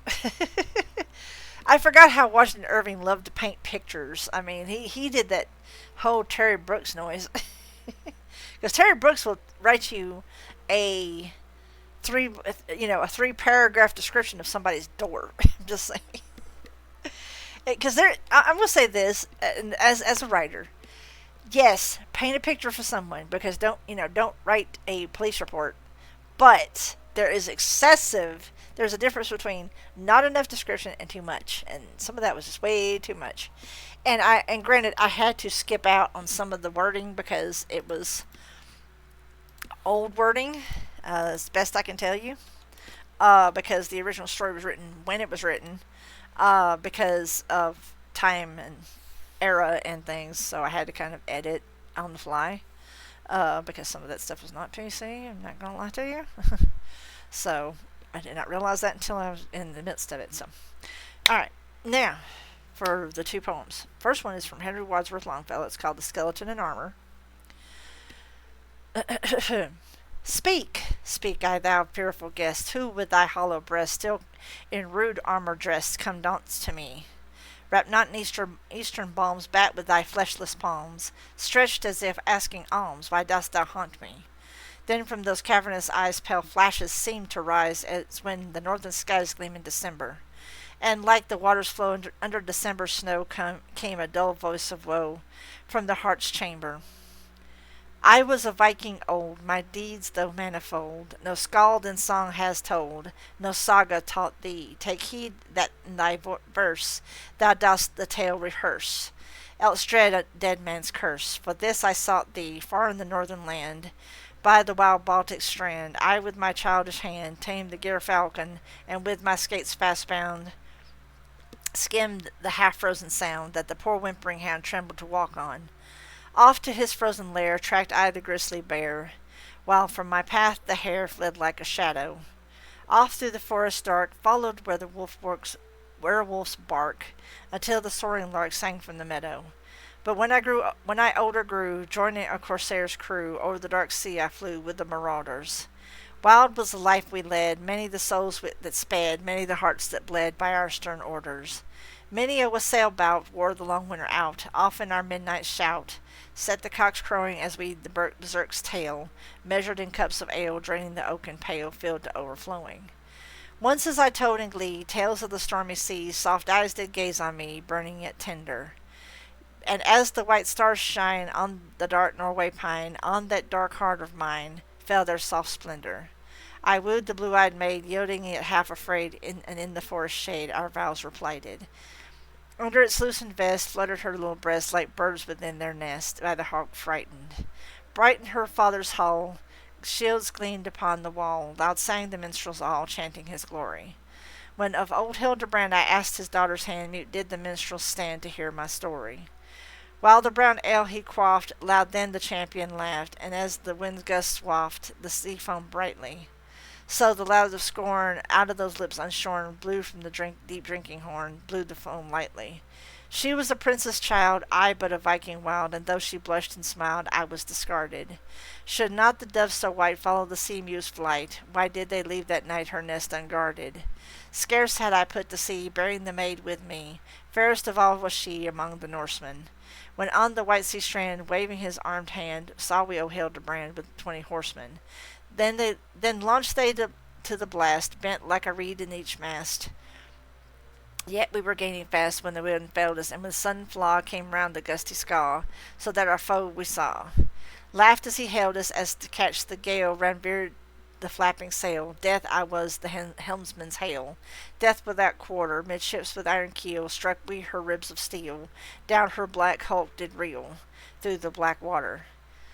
As with his winds aslant sails the fierce cormorant, seeking some rocky haunt with his prey laden, so toward the open main, beating to sea again, through the wild hurricane bore I the maiden. 3 weeks we westward bore, and when the storm was o'er, cloud-like we saw the shore, stretching to leeward. There for my lady's bower built I the lofty tower, which to this very hour stands looking seaward. There lived we many years, time dried the maiden's tears, she had forgotten her fears, she was a mother. Death closed her mild blue eyes, under that tower she lies, ne'er shall the sun arise on such another. Still grew my bosom then, still as a stagnant fen. Hateful to me were men, the sunlight hateful. In the vast forest here, clad in my warlike gear, fell I upon my spear. Oh, death was grateful, thus seamed with many scars, bursting these prison bars, upon its native stars, my soul ascended. There from the flowing bowl deep drinks the warrior's soul, skull to the Northland skull. Thus the tale ended. I just thought that was a really beautiful thing, and I wanted to share it. I know it's very odd of me to wax poetic, but you know. And I think it's really cool to be truthful. Now, as my wont, I cannot let this story time end without a personal choice of reading. This is my last piece, and also by Edgar Allan Poe, because, well, guess who I am? Haha. So, The Raven, of course. Once upon a midnight dreary, why I pondered weak and weary over many a quaint and curious volume of forgotten lore. While I nodded, nearly napping, suddenly there came a tapping, as of someone gently rapping at my chamber door. "'Tis some visitor," I muttered, tapping at my chamber door, "only this and nothing more." Ah, distinctly I remember it was in the bleak December, and each separate dying ember wrought its ghost upon the floor. Eagerly I wished the morrow, vainly I had sought to borrow from my books a keys of sorrow, sorrow for the lost Lenore, for the rare and radiant maiden whom the angels named Lenore, nameless here for evermore. And the silken, sad, uncertain rustling of each purple curtain thrilled me, filled me with such fantastic terrors never felt before. So that now, to still the beating of my heart, I stood repeating, 'Tis some visitor entreating my entrance at my chamber door, some late visitor entreating my entrance at my chamber door. This it is, and nothing more. Presently my soul grew stronger, hesitating then no longer. "Sir," I said, "or madam, truly your forgiveness I implore. But the fact I was napping, and so gently you came rapping, and so faintly you came tapping at my chamber door, that I scarce was sure I heard you. Here I opened wide the door, darkness there, and nothing more." Deep into that darkness peering, long I stood there wondering, fearing, doubting, dreaming dreams no mortal ever dared to dream before. But the silence was unbroken, and the darkness gave no token. And the only word that was spoken was the word whispered Lenore. This I whispered, and echo murmured back the word Lenore, merely this and nothing more. Back into the chamber turning, all my soul within me burning. Soon again I heard a tapping somewhat louder than before. Surely, said I, surely that is something at my window lattice. Let me see then where that is, and this mystery explore. Let my heart be still a moment, and this mystery explore. 'Tis the wind and nothing more. Once upon a midnight dreary, while I pondered weak and weary over many a quaint and curious volume of forgotten lore, while I nodded, nearly napping, suddenly there came a tapping, as if someone gently rapping at my chamber door. 'Tis some visitor, I muttered, tapping at my chamber door, only this and nothing more. Distinctly I remember. I feel like did they actually repeat this, or did they? I have not read this in so long. Okay. I feel like I'm suddenly. I was like, wait a minute, hold on. Okay. Anyway, I remember it was in the bleak December, at which separate dying ember wrought its ghost upon the floor. Eagerly I wished the morrow, vainly I had sought to borrow from my books receipts of sorrow for the lost Lenore, for the rare and radiant maiden whom the angels named Lenore, nameless here for evermore. And the silken sad uncertain rustling of each purple curtain filled me with fantastic terrors never felt before, so that now to still the beating of my heart I stood repeating, 'tis some visitor entreating entrance at my chamber door. Some late visitor entreating entrance at my chamber door. This it is, and nothing more. Presently my soul grew stronger, hesitating then no longer. Sir, I said, or madam, truly your forgiveness I implore. But the fact is I was napping, and so gently you came rapping, and so faintly you came tapping at my chamber door, that I scarce was sure I heard you. Here I opened wide the door of darkness there, and nothing more. Deep into that darkness peering, long I stood there wondering, fearing, doubting dreams no mortal had ever dreamed before. But the silence was unbroken, and the darkness gave no token. And the only word that was spoken was the whispered word Lenore. This I whispered, and an echo murmured back the word Lenore, merely this and nothing more. Back in the chamber turning, all my soul within me burning, soon again I heard the tapping somewhat louder than before. Surely, said I, surely that is something at my window lattice. Let me see then where that is, and this mystery explore. Let my heart be still a moment, and this mystery implore. 'Tis the wind and nothing more. Open here I flung the shutter, when with many a flirt and flutter in there stepped a stately raven of the saintly days of yore. Not the least obeisance made he, not a minute stopped or stayed he, but with mine own of lord and lady perched above my chamber door, perched upon a bust of Pallas just above my chamber door, perched and sat and nothing more. Then this ebony bird beguiling my sad fancy into smiling, by the grave and stern and decorum of the countenance it wore, though thy crest be shorn and shaven, thou, I said, art sure no craven. Ghastly grim and ancient raven, wandering from the nightly shore, tell me what thy lordly name is on the night Plutonian shore. Quoth the raven, Nevermore. Much I marvelled this ungainly fowl to hear discourse so plainly, though its answer little meaning, little relevancy bore. For we cannot help agreeing that no living human being ever yet was blessed of seeing bird above his chamber door, bird or beast above the sculptured bust above his chamber door, with such name as Nevermore. But the raven sitting lonely on the placid bust spoke only that one word, as if his soul in that one word he did outpour. Nothing further than he uttered, not a feather than he fluttered, till I scarcely more than muttered, Other friends have flown before. On the morrow he will leave me, as my hopes have flown before. Then the bird said Nevermore. Startled at the stillness broken by reply so aptly spoken, doubtless, said I, but what it utters is only stock and store, caught from some unhappy master from a merciful disaster. Followed fast and followed faster till his song's one burden bore, till the dirges of his hope that melancholy burden bore of nevermore. But the raven still beguiling all my sad soul into smiling, straight I wheeled a cushioned seat in front of the bird and bust and door. Then upon the velvet sinking, I betook myself to linking, fancy unto fancy, thinking what this ominous bird of yore, what this grim, ungainly, ghastly, gaunt, and ominous bird of yore meant in croaking Nevermore. This I sat engaged in guessing, but no syllable expressing, to the fowl whose fiery eyes now burned into my bosom's core. This and more I sat divining, with my head at ease reclining, on the cushion's velvet lining with that lamplight gloated o'er, but whose velvet violet lighting with the lamplight gloating o'er. She shall press I nevermore. Then methought the air grew denser, perfumed from an unseen censer, swung by seraphim whose footfalls tinkled on the tufted floor. Wretch, I cried, thy God hath lent thee, by these angels he has sent thee, respite and nepenthe from thy memories of Lenore. Quaff, oh quaff of this kind of nepenthe, and forgot this lost Lenore. Quoth the raven, nevermore. Prophet, I said, thing of evil, prophet still, if bird or devil, whether tempest tossed thee here ashore, desolate yet all undaunted, on this desert land enchanted, on this home by horror haunted, tell me truly, I implore, is there balm in Gilead? Tell me, I implore, quoth the raven, nevermore.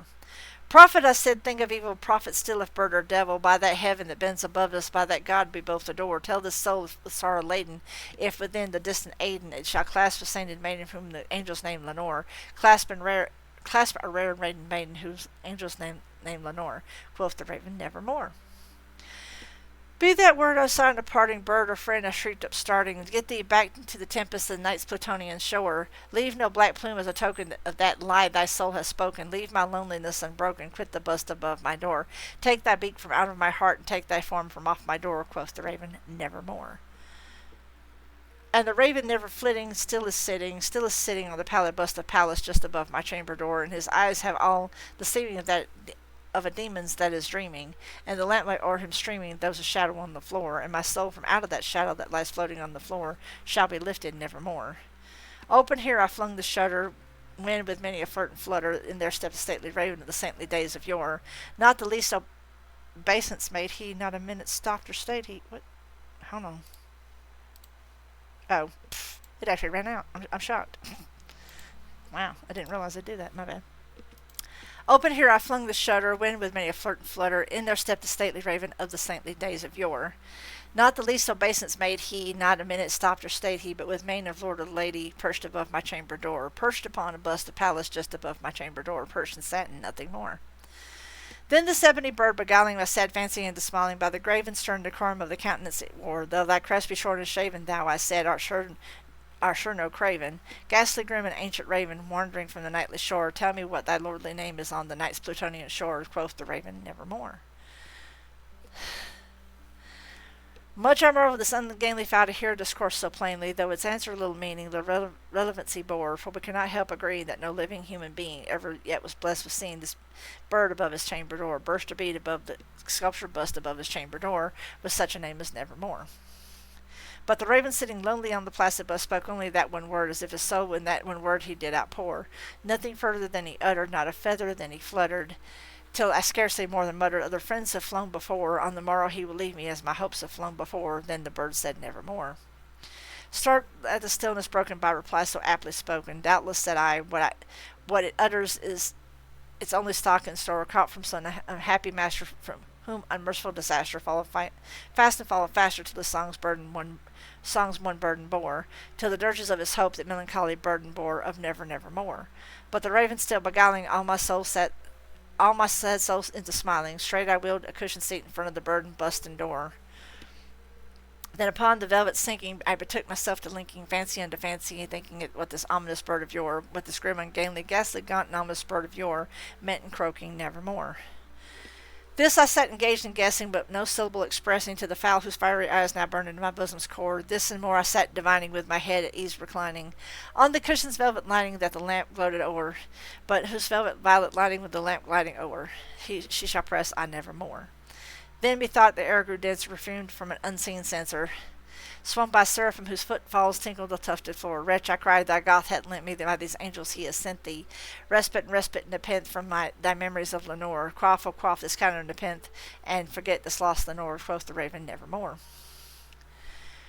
Prophet, I said, thing of evil, prophet still, if bird or devil, whether tempter sent or whether tempest tossed thee here ashore, desolate yet all undaunted, on this desert land enchanted, on this home by horror haunted, tell me, I implore, is there a balm in Gilead? Tell me, I implore, quoth the raven, nevermore. Prophet, I said, thing of evil, prophet still, if bird or devil, by that heaven that bends above us, by that God we both adore, tell the soul with sorrow laden, if within the distant Aden it shall clasp a sainted maiden whom angels named Lenore, clasp a rare and radiant maiden whom the angels named Lenore, quoth the raven, nevermore. Be that word our sign of parting, bird or friend, I shrieked up starting, get thee back into the tempest and the night's Plutonian shore, leave no black plume as a token of that lie that soul hath spoken. Leave my loneliness unbroken, quit the bust above my door. Take thy beak from out my heart, and take thy form from off my door. Quoth the raven, nevermore. And the raven, never flitting, still is sitting on the pallid bust of Pallas just above my chamber door. And his eyes have all this the seeming of a demon's that is dreaming, and the lamplight over him streams throws of his shadow on the floor. And my soul from out of that shadow that lies floating on the floor shall be lifted nevermore. And there we go. It sounds like it repeated quite a bit. It had been a long time since I read that. Anyway, guys, I have been reading for about 3 hours. It's a longer do because it is the last one, so I figured I would do a little bit of extra. There's nothing wrong with that. Um, Nothing wrong with that at all. I'm going to swap to gaming in just a few moments. Thus ends the Spooktober edition of Storytime with Sin.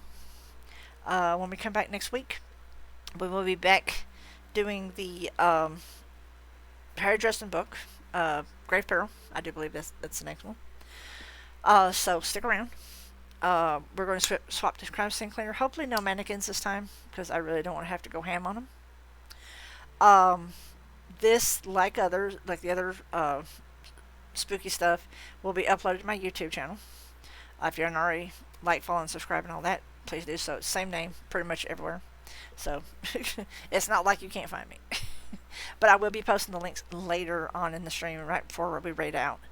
I hope y'all appreciated the literary leanings. I know I sound a little hoarse now, so I'm probably going to have to seriously hydrate during the rest of the stream. But there will be new music. There'll be music playing for you guys. So I will probably be singing and cleaning for the remainder. I'm actually going to go a little longer this time, probably going to about 6 instead of about 5 like I usually do. Or however long this mission takes, whichever comes first. And then we're going to read out some great friends of mine who are probably doing some really awesome stuff. Next stream hopefully will be tomorrow. If not, I will try to stream on Saturday. Not Saturday, but Friday. Saturday I will be streaming Saturday Night Main Event in the Discord. After I get back from work. And I will let you guys know when I stream next. What's going to go on with the rest of the year. Because pretty much I'm going to go back to our usual stuff. Because there's really not what you would consider Christmas games, really. And so I'm basically going to go back to basically just random stuff for the rest of the year. And then January we're going to start establishing an actual content listing. There's one thing I am determining to do. The library stuff's going to still be there. I am going to do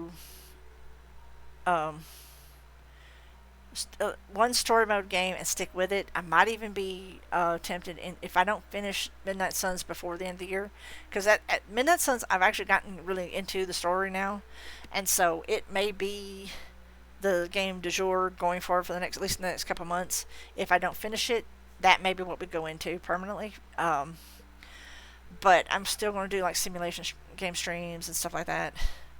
But I've been kind of kicking around what I want to do on the regular for content. If anybody has any feedback, feel free to tell us in the Discord. The Discord invite is still up on the screen. If you're not already joined, there it is.